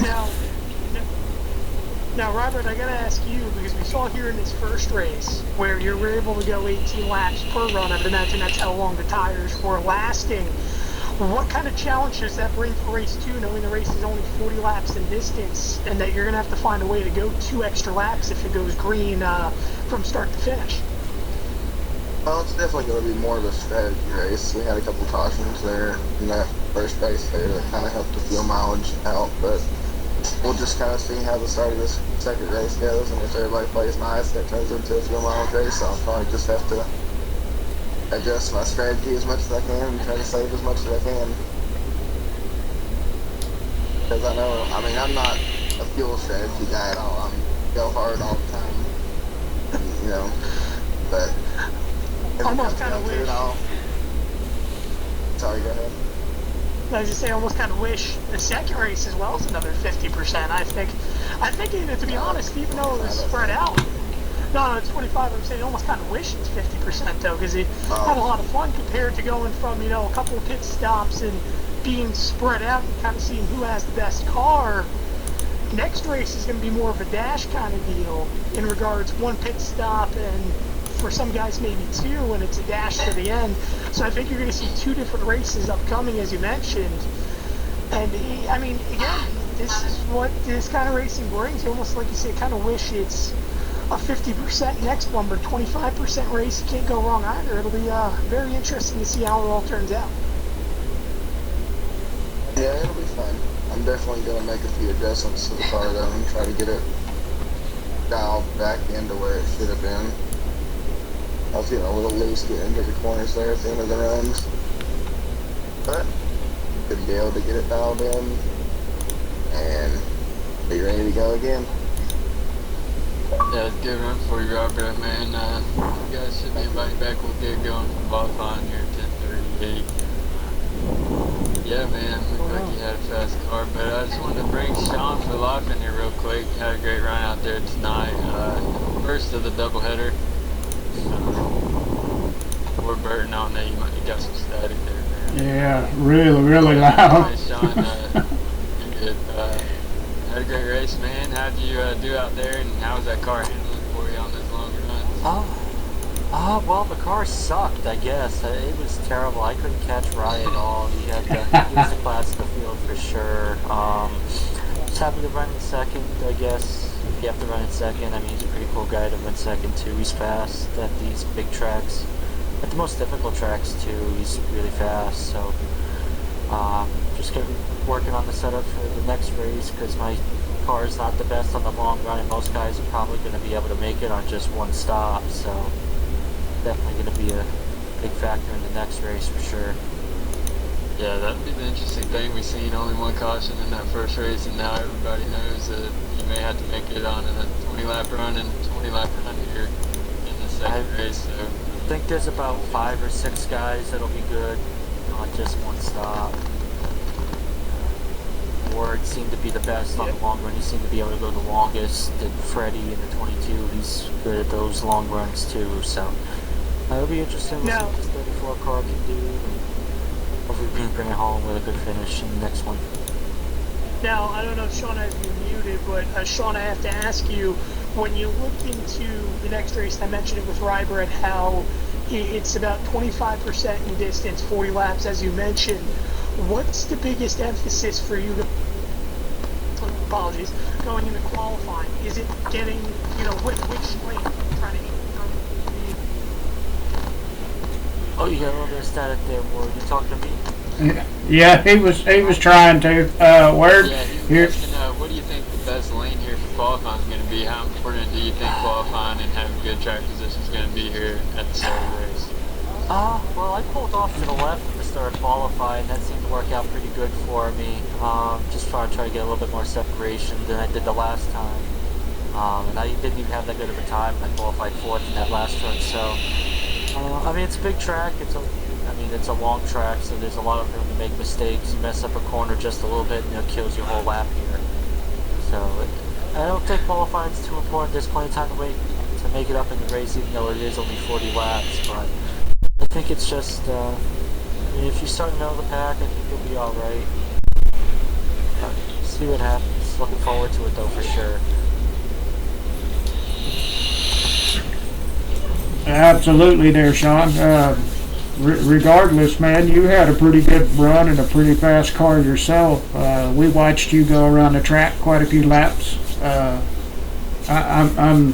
I know you're upset you didn't get the win, but man, you sure did have a good car today. Yeah, I appreciate that. I heard Jose was having some problems with his pedals, so I mean he'll be up there in the next one. I'm just happy that, you just gotta make the most of other people's mistakes. Somebody goes high, you just gotta react, you just gotta move your way through the field, and that's what we were able to do, and we were just able to keep it up there. It's kind of boring running by myself for a little bit, but glad we brought home a good finish for sure. Absolutely. Yeah. I believe I got a reset now. There you go, Word. Now you're Sean, back. one last question. When you look at it going into the tunnel turn in particular, going into this next race, how much of a challenge does that bring in terms of the draft? Because I would have to imagine, or at least based upon what I've seen, we're seeing a lot of stacking up, a lot of side by side. Yeah. I mean, how much of a challenge has it brought here, especially early on in the race? It was definitely a challenge very early on, and I think you saw it too when you were racing too. That draft, the person doesn't take that apron in there, and he doesn't get all of it going into that turn. He's losing a lot of momentum coming out, and when you have that draft, you're getting in there with a lot of momentum. You're able to pull off the corner nicely. You get a heck of a run on the car in front of you. So it's definitely going to play a big factor early on in the run. Like I said, you got to capitalize on other people's mistakes. But yeah, you just got to be careful, methodical. I think fuel strategy, though, in this one's going to play more of a factor than the draft will, believe it or not. You're probably the one I'm worried about there, Ward. What do you got for gears, buddy? I could use a couple for this next one. I will say this, if I bring the Dan out, you know, we were talking during the race about tracks to compare to. Some guys compared Indianapolis. The track I picked to look to and I based my setup off is actually Michigan. So I was just going to say Michigan, yeah. Well, definitely just a suggestion. If I'm being honest, I threw basically the Michigan setup in because to give a brief story to everyone watching at home, I've had one interesting week. I haven't even practiced for this race for 2 hours, if I'm being utterly honest. I went through 3 different Xboxes due to a couple issues. My first one broke and wouldn't start up. Went on Facebook Marketplace and I got the scan. Someone gave me a broken HDMI Xbox, to say the least. And finally, I traveled nearly 200 miles today to get probably what is the final Xbox in GameStop in New York State to get back here to race tonight. So, you know, on short notice, it's worked out for me for the most part. I'm happy just to walk away right now, even racing, let alone get a result. But I'm eager to see what happens. You know, Michigan, though, I would say was the track I based upon, and it's really only because of turn 1, nothing because of the tunnel turn 3. But I think it's how it handles, especially the apron. Yeah, turn 1's definitely tough. I know that was the corner I was struggling with, and then I was getting tight off in 3. That was probably the biggest challenge for me, was trying to find that perfect line into 1 so you can get that momentum. I tried shifting, I tried everything. Ward, the one issue about shifting is it burns your tires a lot quicker. Yeah. Which it makes it a little bit more interesting. And you know, you would think too, diving below the apron going into the tunnel turn would, you know, burn those tires, but really not as much here in custom setups compared to default.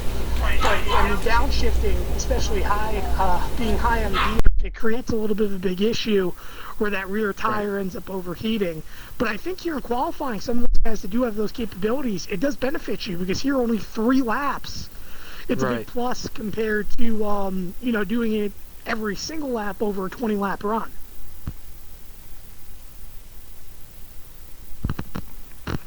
Sir, well, we are about to go green for qualifying here by Paul. Sean, have they got you a party invite yet? Yeah, I've got like 5 of them already. I'll hop back over there. Thanks for the interview, guys. All right, really man. Appreciate Good it. race. Good luck Good in the luck next here in one. the second one. Yes, sir. Thank you guys. Good luck. Yeah, but I apologize. I think my mic is still having some static here. It's gotta get this not fixed. Too bad right now. You're all right. I'm glad you got an Xbox, man. I forgot that you even had that. I was like, I seen you show up. I was like, well, I guess he made it, and I didn't even ask. But glad you got that all straightened out. I got real lucky, to say the least. I'm glad just to be here. So here we go again, 3 laps. See who will qualify on pole, and let's see how much people learned from the first opportunity they had to qualify. We saw the guys that were up all over each other, with the exception of obviously Rybread, who went on the pole and led most of this race. Start with the pole and be out in front, but there's going to be guys around, you know, second on back. It's real hard to keep up when you have the draft and you're all side by side. So let's see if these guys make it spread out and try to make a solo run here. Yeah, I was surprised by Sean's answer to the qualifying question. I feel like qualifying is extremely important, especially with this being only a 40-lap race. I think the guys who had track position early, if this thing goes green, are going to be the guys who are racing for the win later in the race. So. But, you know, a caution could throw a wrench into everybody's plan early here. So we'll see how it goes. I'm sure a lot of guys are looking to get a good start here in this second race. Green for qualifying. There goes Mr. Turner in the 24 this time. Yeah, we got now.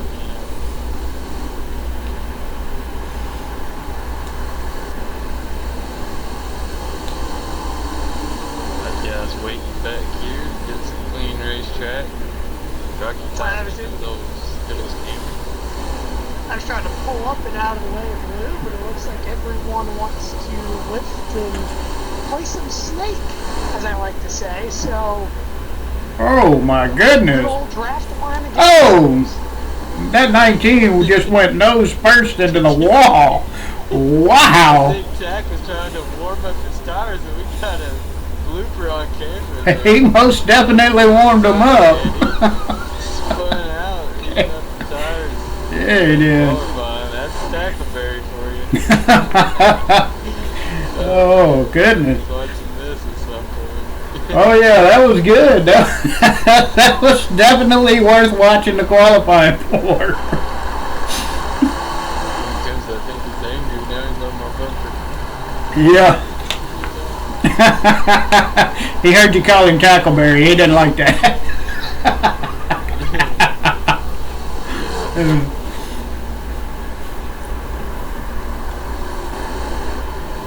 Oh, he spun out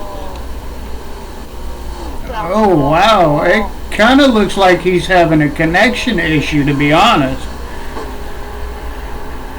Oh, this is...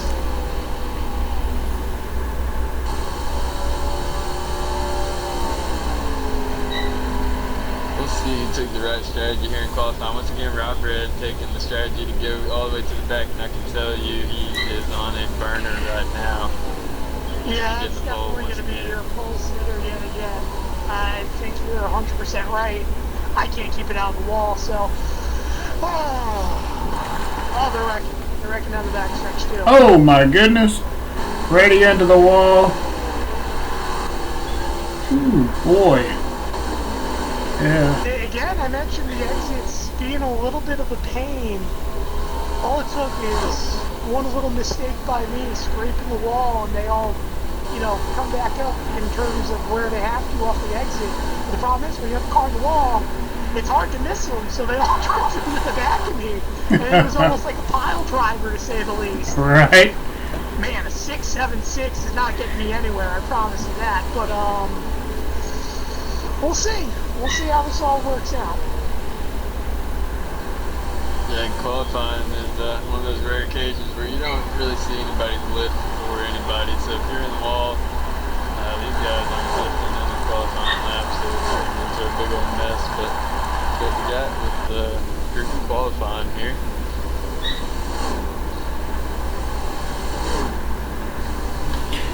Man, Pretty good race. Looks like the field is not quite as big as race one. We got a few guys who aren't back yet. They may not be coming back, but it'll be a good fun little sprint here.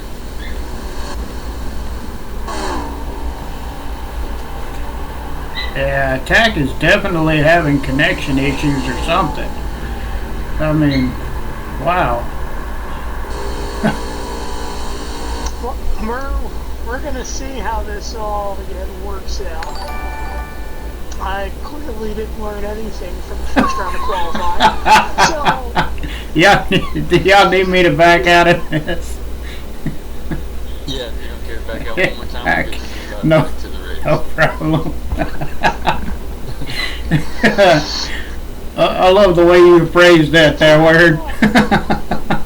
I thought, because I started 10th though, whatever, I guess that's the thing. But, you got to, Hey, I started start off fourth. I think things are looking up here in the 24 garage. Hey, see, you should have run 24 earlier. Track. What's that, Word? Had a clean track. Yeah? Had a clean track, but then when you have cars on your bumper, and we're basically practicing bump drafting at Pocono, sometimes it just doesn't work out. And that's, to be honest, what happened to Freddie, me, and Blue. Let's see, Freddie got 5th, so I guess I'm a little bit jealous of him. But let's see, Blue got 6th, so man, I don't know. I guess I gotta be the follower. Absolutely. Hey, Mr. Throwback, appreciate the follow, bro. We fixing to run the second race of the doubleheader. Yeah, I appreciate that, Throwback. he mirrored his times from earlier, for sure. Sorry. Oh, it's all good. Yeah, I'm just talking to That's what I chat. was about to say. Yeah, I practiced. I mean, in practice, especially, I was able to run a 7.8, but 7.5 is a pretty dang on good lap by Rod Red. But again, again, he had that question. He only really had 5 minutes, Turner, to put something together before we started qualifying. So I'm eager to see what adjustments he made to help it on the long run. Yeah, and you've seen a lot of these guys, 2 guys coming in now, Afraid Snake and Jose are going to be starting at the rear. They were out there making adjustments, so, you know, you don't get a lot of time to practice those changes to make sure they're in the right direction, so you're just hoping that what you learned in the first race is going to carry over here into this second race. But this is a different event, a different race entirely with 40 laps and the way you have to approach it, so, you know, they could have adjusted themselves out of the ballpark. They just needed to stick with what they already knew. So we'll see how it goes here. Should be fun. Rocky Top starting P2. If I'm not mistaken, our front row is exactly the same one as last race. Sean improved 1 position up to 3rd. Turner, you start off in 4th, and then in 5th will be Freddie. So we shall see how this all works out. And for me personally, would like to see it go caution-free, but as we know with the restarts, anything can happen. Yeah, I got you, Turner. I'm headed in now, brother. Alright. Damn. Yeah, I think you're going to see a rush to try to get track position early here on the restart. Hopefully we don't have any early cautions, but you guys are all, you know, been racing for 80 laps and probably frustrated, ready to get back going, and that can a lot of times lead to caution. So, you know, everybody's planning on this race going caution free, but I can tell you right now, we've been down into turn 1 and that whole strategy's out the window. So, see what happens. Absolutely. And again, this next week in Indianapolis being the last race at 8-4, and I believe what after today's it's 7 or 6 races to go before we hit the chase. This is race 18 and 19, so we'll have 7 races after tonight. A lot of time, and obviously this race, 14 guys being here, it helps because obviously it's 16 making playoffs. So, I mean, that's a positive thing to look at, but great.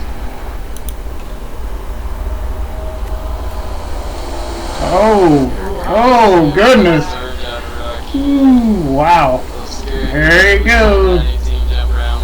Yeah, especially being in number 2. He's in that second position. It is definitely scary to see.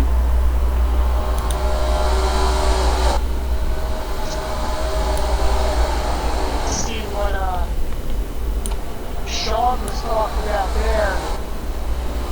Yeah, guys that got down and don't have ambitions. It's really hard. You don't have that rock.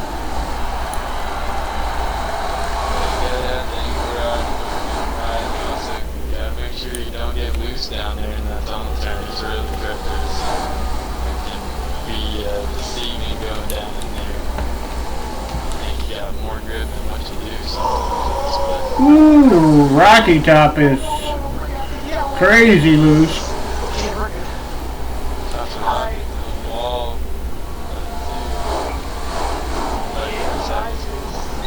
I just spun it on the apron. I got a little bit of a lag ball. And that was not pretty. But I'm actually, I think that,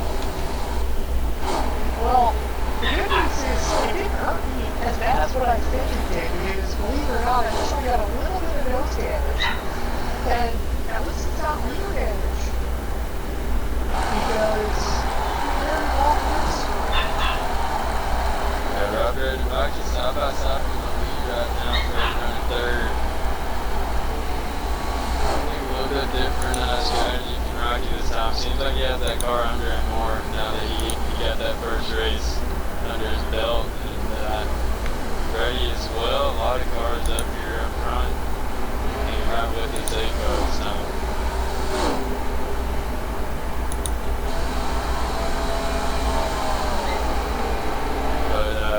Like you said, Rob, Rob may be taking a different approach as well. He may be, more conservative this race, knowing that this thing could go green. And if he's on that 18-lap strategy, it's not going to work out too well.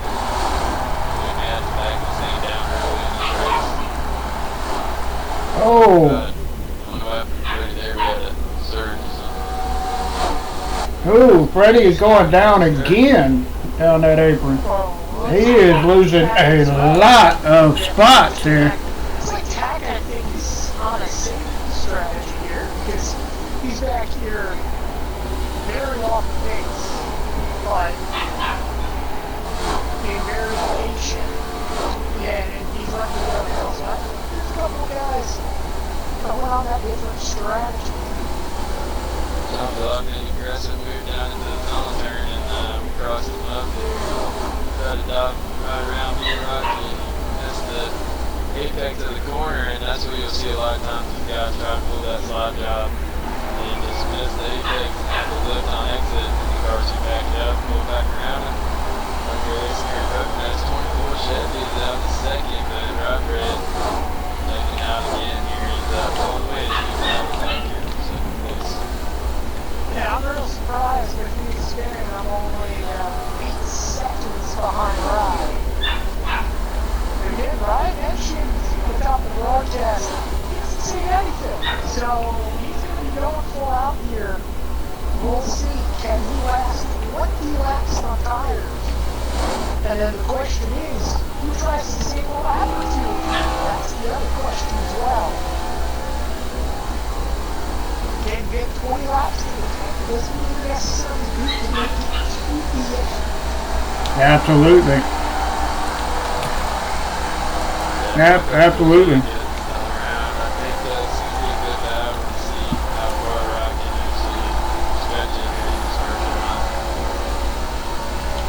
It definitely looks like Rocky Top and Rob Red are just checking out on y'all. Oh, never mind. Yeah, I see that now. I see that now. Rocky's in fourth. Yeah, Rocky Top back in. It looks like the car's falling off and just around progressing on. Maybe me and Sean can do something here, work together, try to reel the safe car back in. But I think the long run's going to be the key. Absolutely. Back around a bit this time around as well, so we've seen him have good long run car. He was able to stretch it a little bit longer than most drivers in that last race. Definitely around a bit, so we've seen some of these cars that work better. I feel like later in the race, now all of a sudden up here after not a little bit early in this race, so kind of what we expected with stuff better. But again, same story with Rob Red out front. The A cars definitely hooked up tonight. Yeah, most definitely.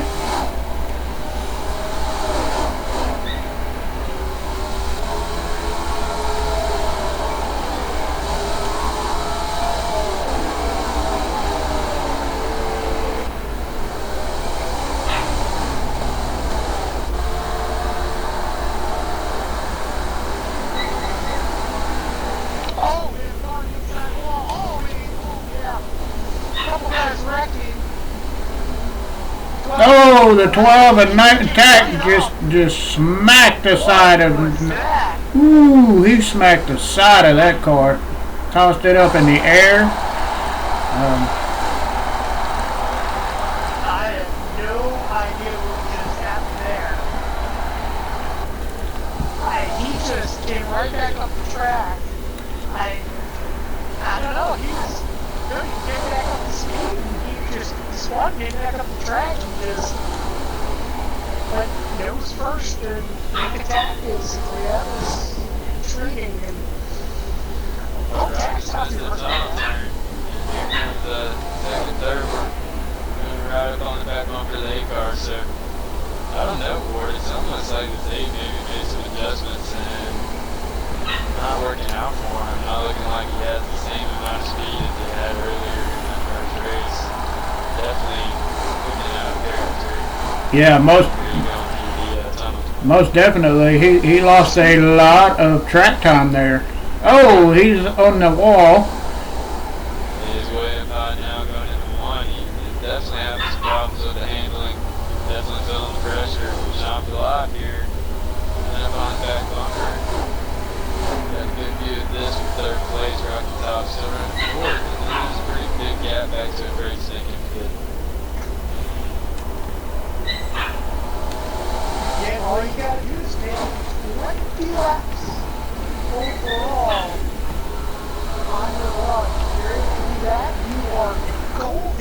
34 and a 24. Here goes the lead.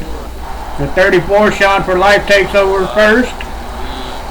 Oh. It's really loose now, trying to break the draft here down the front stretch. So you see that a lot by both these big long straightaways. Guys try to get out front, break that draft on the cars behind them, but it's not doing too much good here on NASCAR heat unless you can really do it a long time because these cars pull up. So. Absolutely. Well, we definitely have a change for the lead out here. First race, I was in the wrong gear the whole race. Something was up, but feeling good now. I will say for me, spinning, and despite spinning, I'm making up back up some ground here towards the end. Not exactly catching the leader, but at least towards the mid-pack, working our way up to 11. You're starting to see him a lot of it getting racy. And we have about 10 laps to go on the tangle heat, so it's getting towards crunch time a little bit. Who has the strategy? Who doesn't? This is much bigger. Yeah, this is one of the races you kind of don't want to see yellow because you just don't want to see it works out. You know, you see Sean for Life in the lead right now. No Rybread. He's set up now to go for it. They don't go into laps. Well, then the insurance, they're not going to go off fuel. They're going to have to do some fuel saving. So you see guys like Rebecca, who may have a big advantage here if they can, if he can save the up in front. Well, it's pretty good time. It absolutely does, Boom. You could see a different winner in this race. Yeah, most definitely. Rybread has definitely caught that 24. He is all up on your back bumper.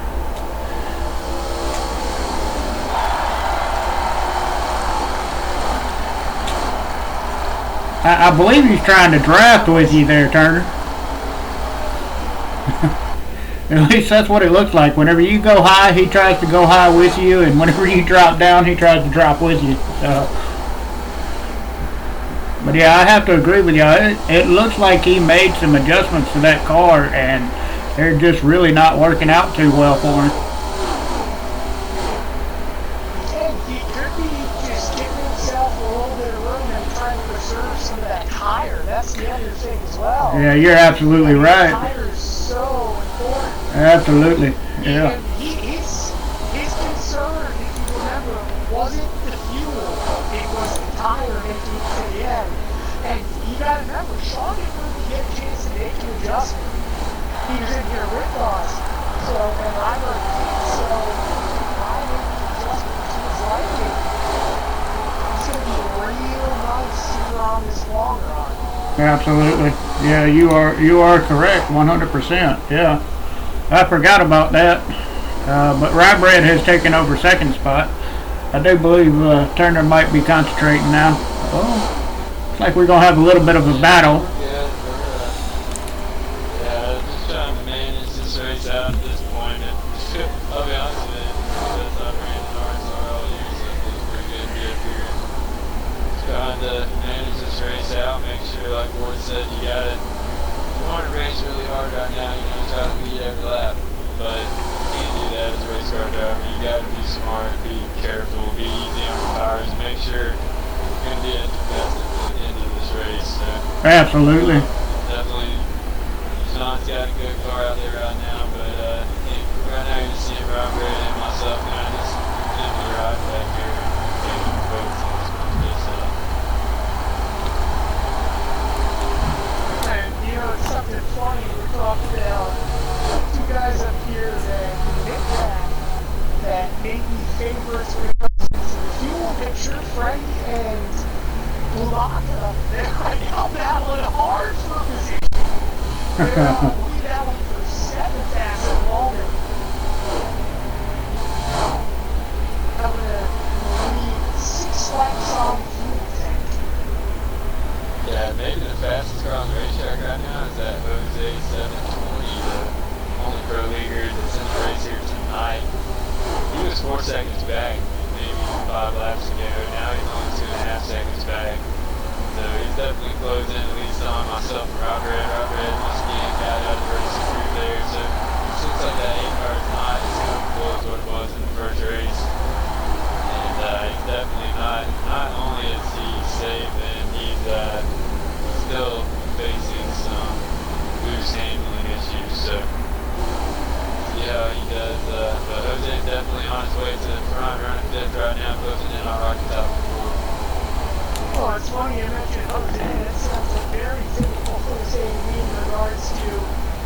we have a good car. Now let's preserve something for the long run. Those ain't one of the best when it comes to long run setups in all NASCAR either. And this battle back here, I don't know if you're seeing it, but it's very much slicing up between Freddie and also Kulak. And it seems like they're crossing each other over at this point for position.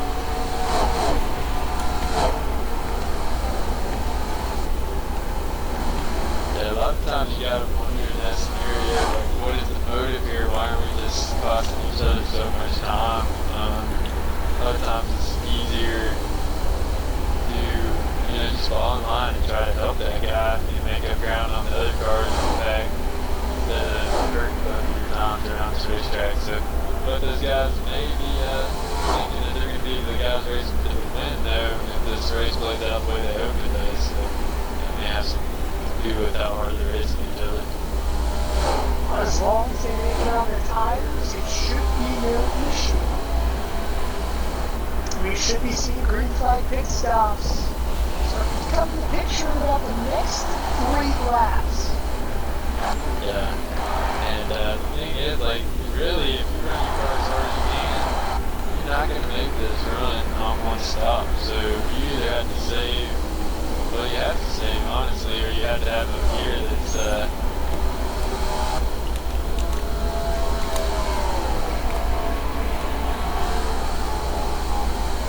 Yeah. For me personally, I would say I have to save yet this run, but that's be more patient, especially with nose damage.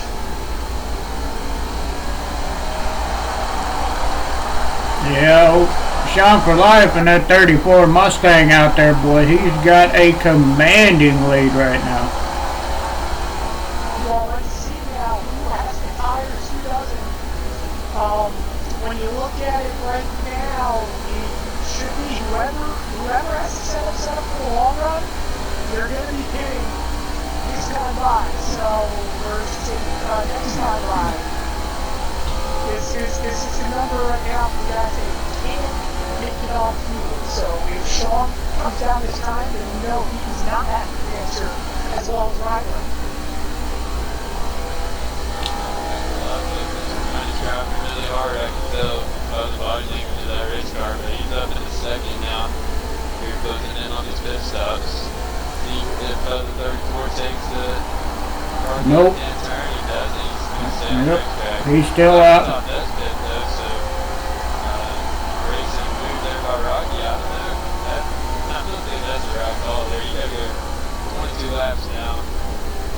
Make this thing to the end. Yeah, that's a rough stretch, and he believes that he can make up the time and save that fuel.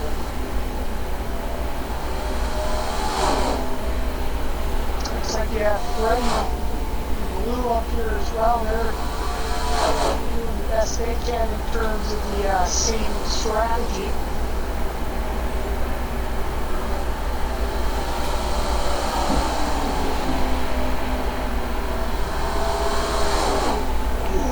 Goes a little bit through the grass. Fry Bread takes the spot. Turner. Yep. Fry Bread stays out. That's the strategy. Let's end the tire.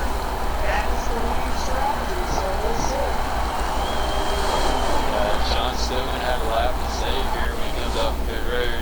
All these cars that are staying out on the racetrack right now, they're going to be solid, probably to make it the rest of the way without having to worry too much. But it'll be difficult here to make this final run for some of these cars that came down pit road a lap too early.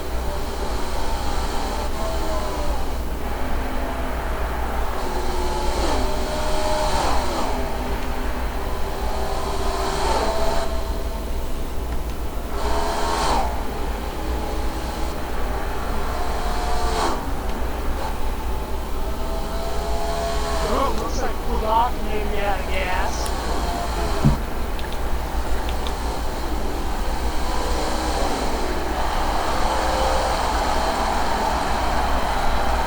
Yep, it definitely sounds like it. Everybody on pit road here. And here we go, 20 laps to go. So this is the number. This is what Ryberg is trying to conserve. This is where you've got to hit if you're going to win this race.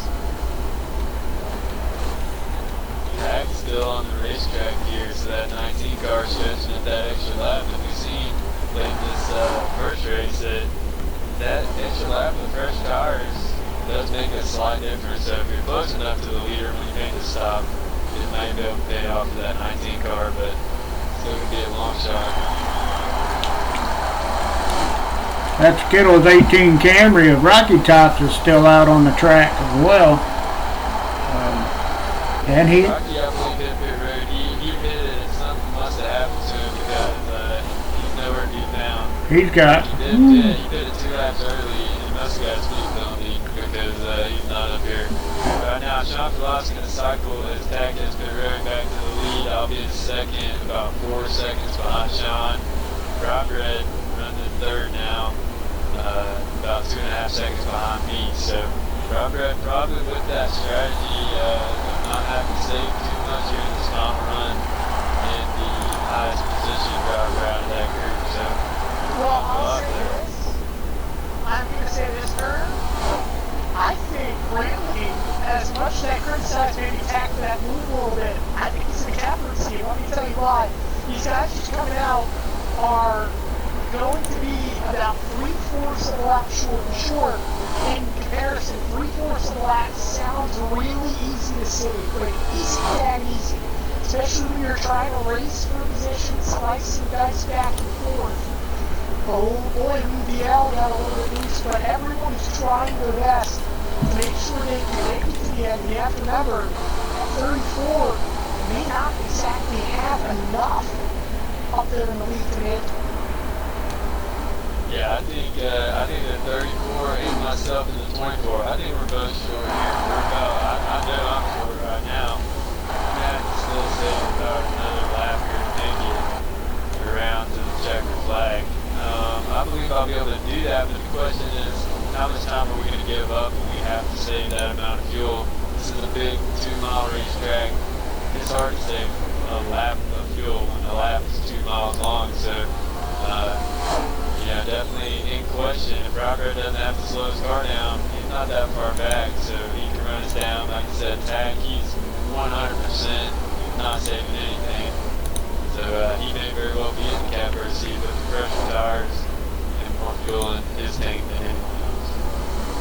Well, I can tell you, I can guarantee one car that's definitely saving at the moment is Jose. There's a lot of guys trying to mix it up, and you know, if you run those lower gears that are almost like super speedway gears, they have an advantage. So I'm eager to see which guys, you know, have those kind of gear sets. Right. I believe a lot of guys, I know that a few guys are talking about running a 3-gear setup here, and you'll see that a lot where guys will run their 3rd gear for their fast laps, and then if they get in this predicament where they need to save, they'll have a much lower 4th gear and be able to go down 4th, and you got the shifter, you can go into neutral. There's a lot of things you can do.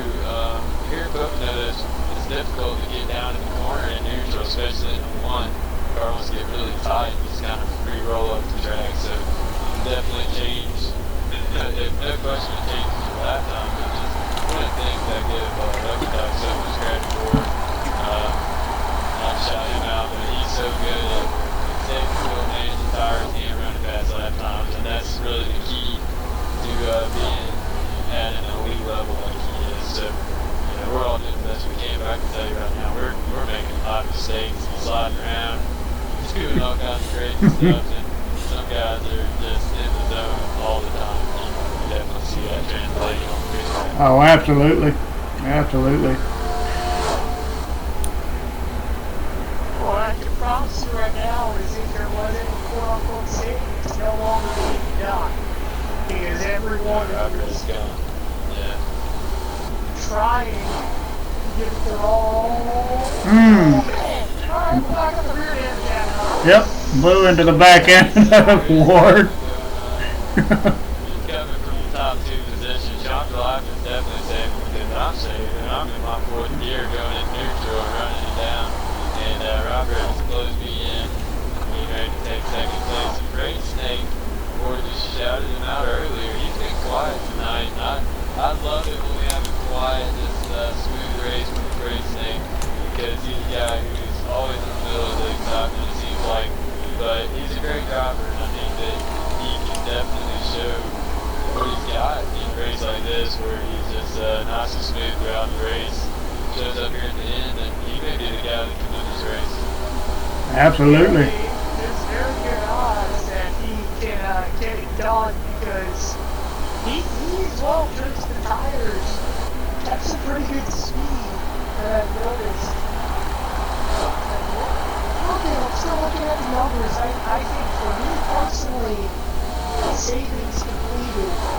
But for a couple guys up in front, for example, Sean for Life, it's a little bit more of a task because he has to save a full lap of fuel compared to having to save only 3/4, if not a half a lap of fuel here at Boca. Right, yeah, so really Sean has to save about, like you said, that 3/4 plus a whole nother lap. So it's kind of the boat we put ourselves in. And Rocky Top, he didn't have one more lap to save, but I believe he got a speed penalty. Kind of cost him again here in this second race of the doubleheader. But right now, Great Snake has moved into that second spot. 48 hours coming out of nowhere for Robert. I know it's been sneaking out a little bit of history. Like Robert not letting him go anywhere fast, so definitely a lot of heat going up in second place right now. Are you anticipating there's a yellow coming in the future, perhaps? I don't know, but he definitely looks like he's not making it easy on Great Snake. Great Snake probably just wants to get away from that A car and try to go track Sean down here and make this race his to lose instead of trying to follow the 34. But the 34 saved a lot there for a short period of time and then kind of took back off. So I don't know if he just got nervous about how much time he was losing and decided he was just going to control this lead as long as he can, or if he may be saved enough in that short period of time to make it where he's going. I would doubt that. Well, one person I'll tell you that I think he's comfortable in San Indiana, Jose. He's starting to pick up that ground yet again. He right now sits in a good position, but he's making up some ground on the cars in front of him. And if I'm not mistaken, that may actually be U-turner in front of him. Yeah, he's here. He's sitting right now, but he's about to move forward. That 95 car is definitely got a lot of speed in it. He looked like he got tangled up in traffic early in the race, but having another great race coming off that win at Sonoma a couple weeks ago. Really excited to have Jose racing here in RSR and racing for this championship. Should be a lot of fun. He got battle with Jose. A lot of really talented great drivers going to be putting on a show throughout the final 6 weeks, and that 95 is one of them. Well, looks like it just gave some more damage. Right. But, it gets interesting. Well, I'll tell you, it's really hard when you're in the car out in front and you have damage because you forget how different the car feels when you're behind someone for such a long time. You mentioned that car locked in, and speaking of a car that's saving again, Turner, it's definitely Sean because Yeah. he caught really quick. Great Snake and Rybrid are almost on his back bumper, so he is definitely saving fuel. Now, how much of a bluff do you think this is from a Great Snake and Rybrid? Those are two really aggressive drivers. We know that. They could be acting like they save more than what they have. Maybe they're up there just putting pressure on the leader. Kind of bluff Sean into overdrive his car. But in reality, maybe all three of those guys are short on fuel. And a guy like Jose sitting here in fourth who's been conservative, made sure he has enough fuel to make this race. Could be the guy in the catbird seat, or yourself, Ward. You're up to 6 now. You'll be here in 5th not too long from now. Who knows Jose may be the two guys who have ran the perfect race. Well, I've been more of an argument Jose ran the perfect race considering I have beaten and battered front and back, to say the least. But, I mean, it's always a possibility. This is what Pocono's about. It's about great finishes too. While Ryder, don't get me wrong, dominated last race. For a good little bit, we didn't know what was going to happen there in that final out. Don't get me wrong, but he did a great job. Did a good job. Done. And we'll come down and leave this will be 9 laps to go and we cross the start finish line. And I mentioned fuel is in the picture. I can say this, if you make it into the tunnel curve with fuel tank flashing zero, you will be good to go to the end. But if you do it beforehand, you'll likely run out coming out of turnover.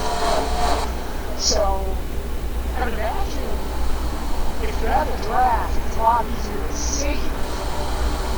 Rage Snake and Rye Bread are right on that 34's bumper. Oh, I'm going into the lawyer. Sorry.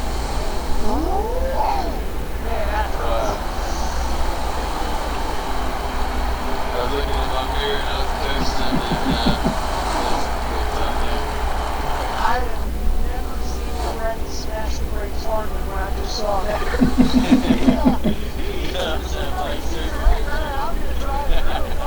He hit it hard, and he drifted down to make sure he got under it. that was good stuff. Make sure y'all look like Hey, but you're still not out of it either. That strategy still very well could be a top 5 strategy. Notice it's Freddie as well. He's doing a lot of Ooh, boy. It looks like Sean for Life brake checked Freight Snake there. And Freight Snake ran up into the back of him a little bit. So, but I will say this. These guys race together on clutch. well, So they're using each other's tendencies. They know what's up. don't look now, but that number 8 car is in second place right on the back door of 34 here. Sean for Life has his mirror full of rye bread. what a statement it would be tonight for Ryder and if he could close the deal here in this totally different style of Pocono race and prove he's the king out here at the Tricky Triangle this year and possibly solidify himself as maybe the championship favorite. No, this is Xbox One. Few weeks of the regular season, so Ryder definitely coming on strong here in the summer months. Yeah. Or you could also say this would be 3 for his last 5, if I'm not mistaken. Because you have Jose and Rocky who won last week, and then Ryder who won Michigan the week prior. So, definitely, at the last lap, right now, Sean still believe we have 6 laps to go here at Pocono. Red Snake is taking back over that second spot. So now Sean for Life has a rear view mirror full of the 48 car. Well, unless they haven't seen period, they are definitely going to be the favorites here to the end. Appreciate you, Coach. Sean is going to have to figure it out what his strategy is going to be, and I really think that back car ahead of him Oh, here we will go. actually be helping. Here we go. Freight Snake Move on, eh? down. Yep, Freight Snake took first spot. Rye Bread appears to be following Freight Snake, so possibly a battle for second here. And Sean for Life held on to second spot. Yeah, but I don't want to close my eyes because remember how we talked about how there was a specific driver that hit it a lap later than everyone? Well, now he's in my rearview mirror. So, he's working his way up to 7th, and he's coming quickly on me, needless to say, for his 5th position. Heck of a job. He's coming in a hurry. I don't know if he'll have enough time, but regardless of what happens with Tom Block, this has been a great night for him points-wise. Finishing second in the first race, and yeah, maybe is going to drop outside of the top 5 here. Yeah, but still a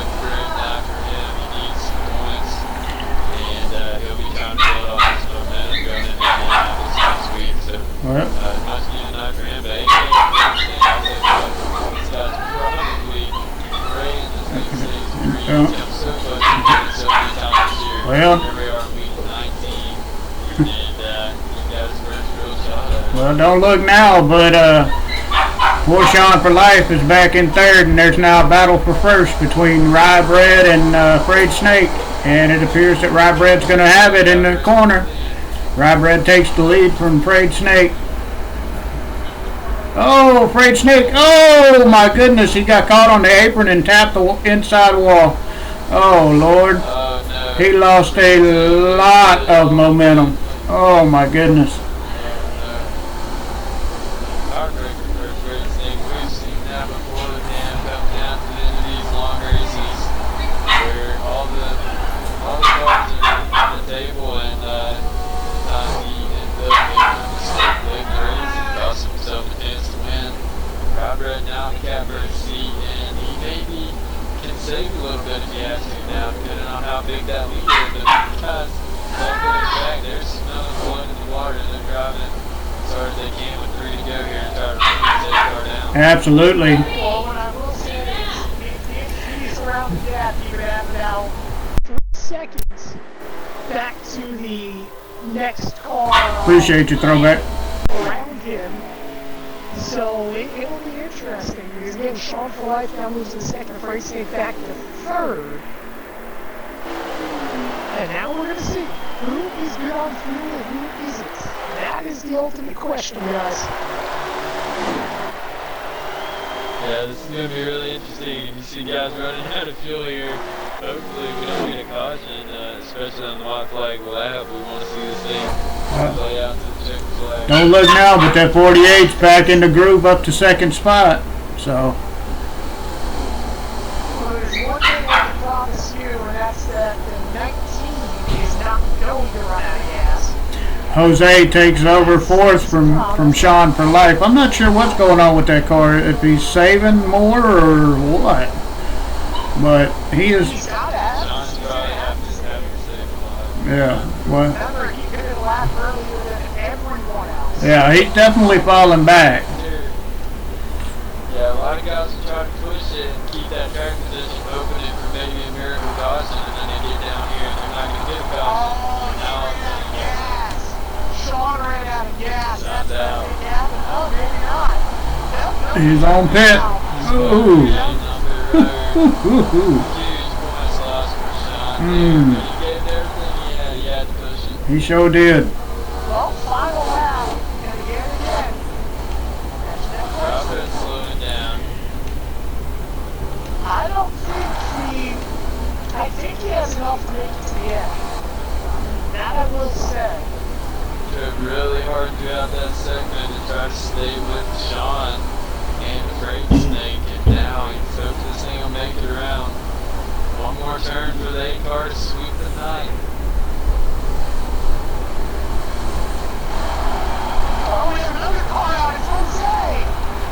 Jose's out of gas. And number 8 car's crossing the finish line. Does it? Rye Bread. Rye Bread with the win. Back-to-back win. Ward Burton has ran out of fuel. I can't believe I saved enough to do around this joint.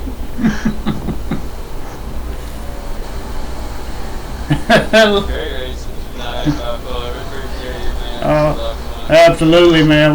We had a blast. I appreciate it. You see, Great Snake with the second place finish. I know it's going to be a heartbreaker, but a great run. Another great job by Ward Tack. Got back to fourth. Jose hangs on to fifth. Freddie with a great run. Your defending champ, 6th place. Blue Bucky 7th. Self 8, Rocky 9. Ramstead making his return, getting a couple top 10 finishes tonight. So, great race. Appreciate everyone that came out and raced and watched us tonight. absolutely, man. I had a lot of fun, brother. I appreciate it.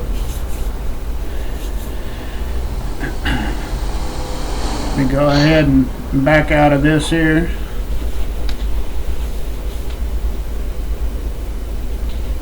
Rye Bread with the back-to-back wins of the doubleheader tonight. Wow, that is pretty good. Yeah, that's a statement maker, and you know he's going to be good at Indian next week. That's good. And so we'll try to haul it around right here real quick and let you get out of here. And that's a late night. This is now that we do this doubleheader on longest night with RSR. So since we don't run 100%ers anymore, we don't have that 600-mile race at Charlotte. So this is our longest night, and Robert the man is here. He's played both races. He's won 3 of the last 5. Hottest driver in RSR. Great job there. Congratulations. Congratulations go out to you, Bri. It's good to see you again. Good to talk to you again. Congratulations on the second win, man. Tell us a little bit about your strategy there. We were watching you, and there for a while it looked like you were possibly trying to save fuel or something, and then next thing we know, we look up and you and Frayed Snake go around Sean for life, and then you go around Frayed Snake, and it was over. Yeah, there at the start of the race, I got out to like a 2-second lead, so I started saving as soon as I got out there, and I was maybe half throttle the whole track, and I was able to make it to lap 20 there on the first run, and I knew I would be able to be alright because I came out with Snake, and for some reason he didn't want to actually save fuel, so I got in behind him, and then he realized that he needed to save, so I got around him at first and I caught up to Turner, got a lap off of Turner, and then we caught up to Sean, and I just stayed behind them two, and I saved like an extra half a lap in the bag. So once I hit 4 to go and I realized I would be able to make it, I just started going hard because I knew I had a better car than Snake, and I knew he was the only one I was really racing because I knew Sean was short because he led the whole thing. And I was lucky Snake got loose there off the 2 whenever I passed him. I think he cut in their crossover and he got loose and created that 2.5-second gap that I could manage, and that last lap I just kind of coasted, started sputtering coming out of 3, but was able to make it and get second win of the night, third win of the season. Absolutely, man. That was a pretty awesome job there by you. I watched the crossover and the getting loose that you're talking about, and it was actually a lot of fun to watch, man. It was absolutely a great race, both races by you tonight, man. We enjoy doing these for y'all. It was a lot of fun to watch it. Just give us a little insight on what your strategy was coming into this second race. I know you talked a little bit about it on the first win. What were you really trying to do as far as strategy wise to make it, the rest of the way on the end there? I knew I didn't really have any fuel gear in my car, so I knew I was just going to have to try to stay behind somebody. And there, that whole first run, Turner let me follow him the whole run, so I got to stay. Appreciate that raid, BT. In the first race. I see you, BT. Sorry, brother, I'm in an interview here. I was able to save 2 laps on that first run, and that kind of helped me into the second run. I knew I had to save fuel. I'm not a very good fuel strategy person, not good at fuel saving, but I managed it tonight and was able to pull it off. And man, I'm just excited. 2 wins tonight, 3 out of the last 5, like Turner said. Absolutely, man. Really enjoying my time here. You definitely. And I want to thank Turner, Freddie, and Rocky, and you, Bipolar, Smith, and K-Rob, and everybody who puts this on and gives everybody a show to watch. And I love doing that. It's really nice to be here and being able to win. Awesome. Well, I definitely appreciate you gentlemen letting me broadcast these races for you. I always have a lot of fun watching y'all race, and it gets me excited to want to play the game, but I'm not as good as y'all, so. Dude, it's awesome to have you. Hopefully, one day you'll be able to jump in the lobby with us and be able to race. Be an interesting sport yourself. Yeah, Turner was saying the same thing. I mean, it'd definitely be awesome. It'd be a great experience, but I'm not so sure I'd be nearly as good as any of y'all, man. I'd probably wind up in the wall every time. So, But we definitely appreciate you, Rob Red. They're some of the best in the business, man, and they do a good job. But you're definitely more than welcome to come out there and give it a shot. We can help get you in the right direction. I mean, we can turn anybody into a league racer, but these guys are so talented, man. I don't think people give them enough credit for how good they are. I mean, you're talking about guys who go out here and race against pro league drivers and contend with them. Top 20, top 50 guys in the world in this racing. Rob Red's definitely been amongst that conversation for years, I feel like. It's cool to see him race so well here in our league and go for this championship, win it really the last 5. I mean, you know, I know Lucky Dog hasn't been here for some of those, but he was here in Michigan, and I'm sure Rob Red would have been right there battling with him and possibly beating him if he was here. So guys deserve a lot of credit for how talented they are and how good they do at league racing. We're glad to have all the drivers we got, and broadcasters in the community at SmithNation is incredible. And, Appreciate that follow, Miss Penny. That's a great racing league, man. Put on some good shows for everybody. So we'll, And hi. I'm on E4 next Friday night, July 3rd. So I don't know if Smith's going to be there for that bipolar, or you may be stepping in for that one. I'm not sure, but we'll figure it out and we'll be promoting that and try and put on a good show there at the Brickyard. So. Most definitely, Turner. All you got to do is just let me know, man, and I'm more than happy, you know, to broadcast these races for y'all. Y'all always put on a great show, and we have a lot of fun, and it's just really exciting and a lot of fun to watch. So. Yes, thank you. I'm gonna head out. All right, Rob. Great job, man. All right, Rod. Congratulations again, brother. See you all next week. Yes, sir. Thank you. Appreciate it.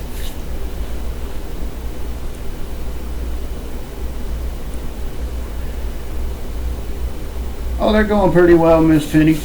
How are things with you?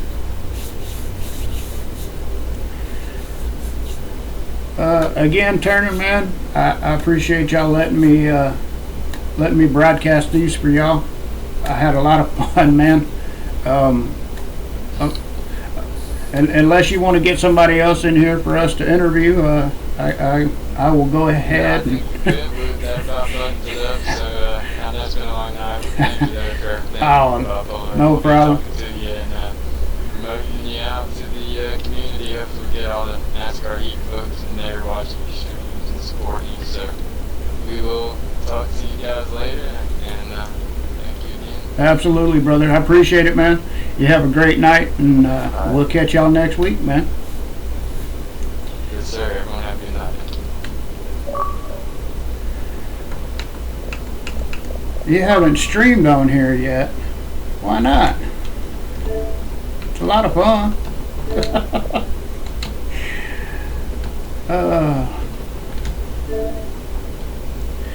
Well, I've got about 9 minutes to kill here, so I'll sit here and chit chat with y'all for a little bit to hit my 3-hour mark. Hey, Rush Ninja, I appreciate that follow. Good to see you. How you doing?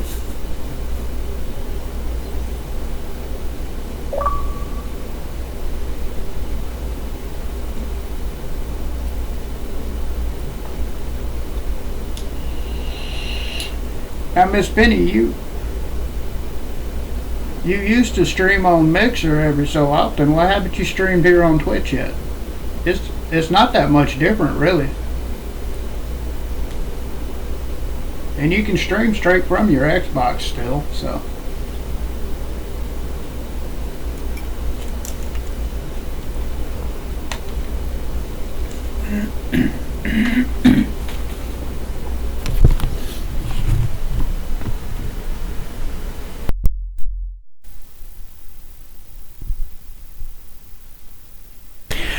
I know that pain, Miss Penny. I know that pain.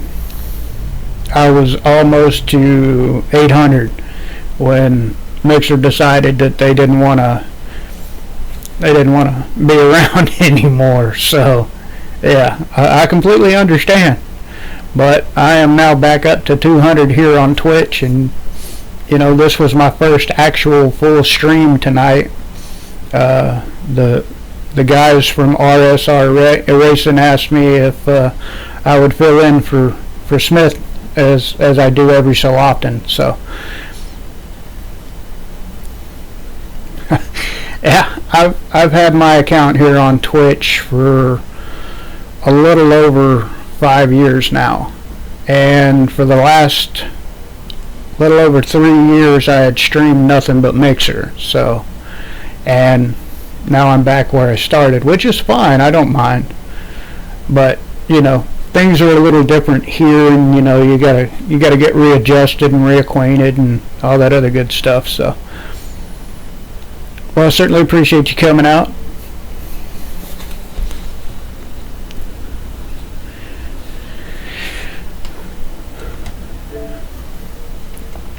I definitely enjoy hanging out with them guys. It's a lot of fun.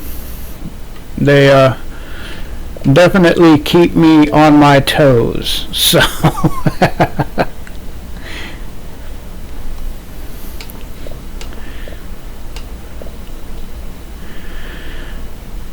don't mind me, I'm just sitting here looking to see if there's anything new on Game Pass that I might want to download.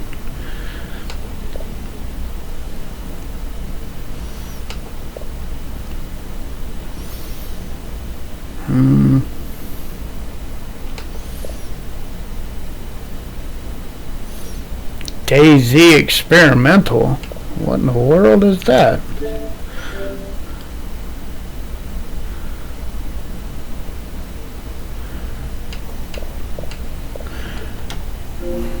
Huh. Something new for DayZ already?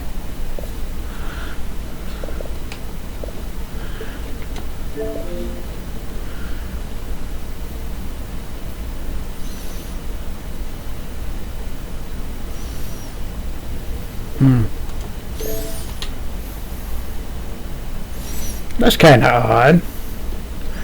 I mean, I already have DayZ. Alright, well, okay then.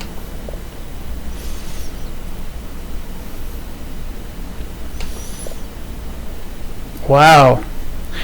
They've got quite a bit of the Fable games on there now, huh?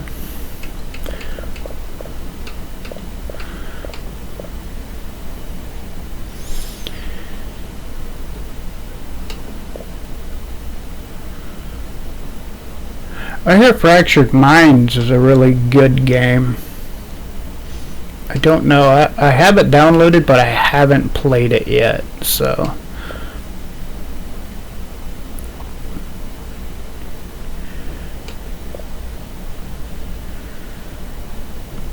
Anybody here played that one yet?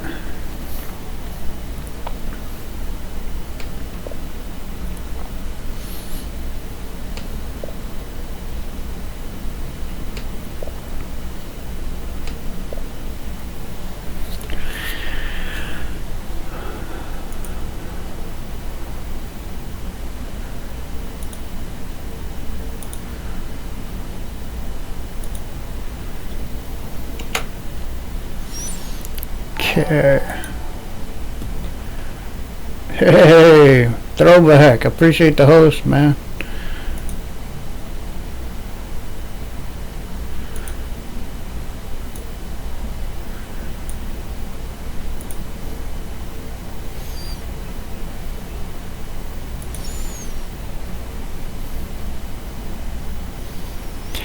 Yes, ma'am. You too. I appreciate you coming out again, Miss Penny. You have a great rest of the night, and we shall catch you next time.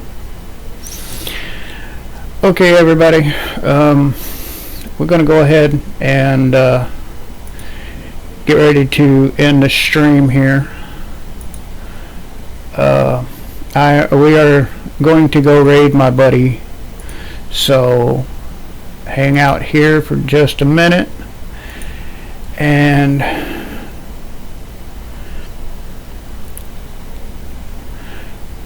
actually let's go raid Hydra. Again, I appreciate everybody coming out, hanging out. It was a great first stream on Twitch. and the only way to go is up from here. Thanks everybody. Y'all have a great night, and we shall catch y'all next time.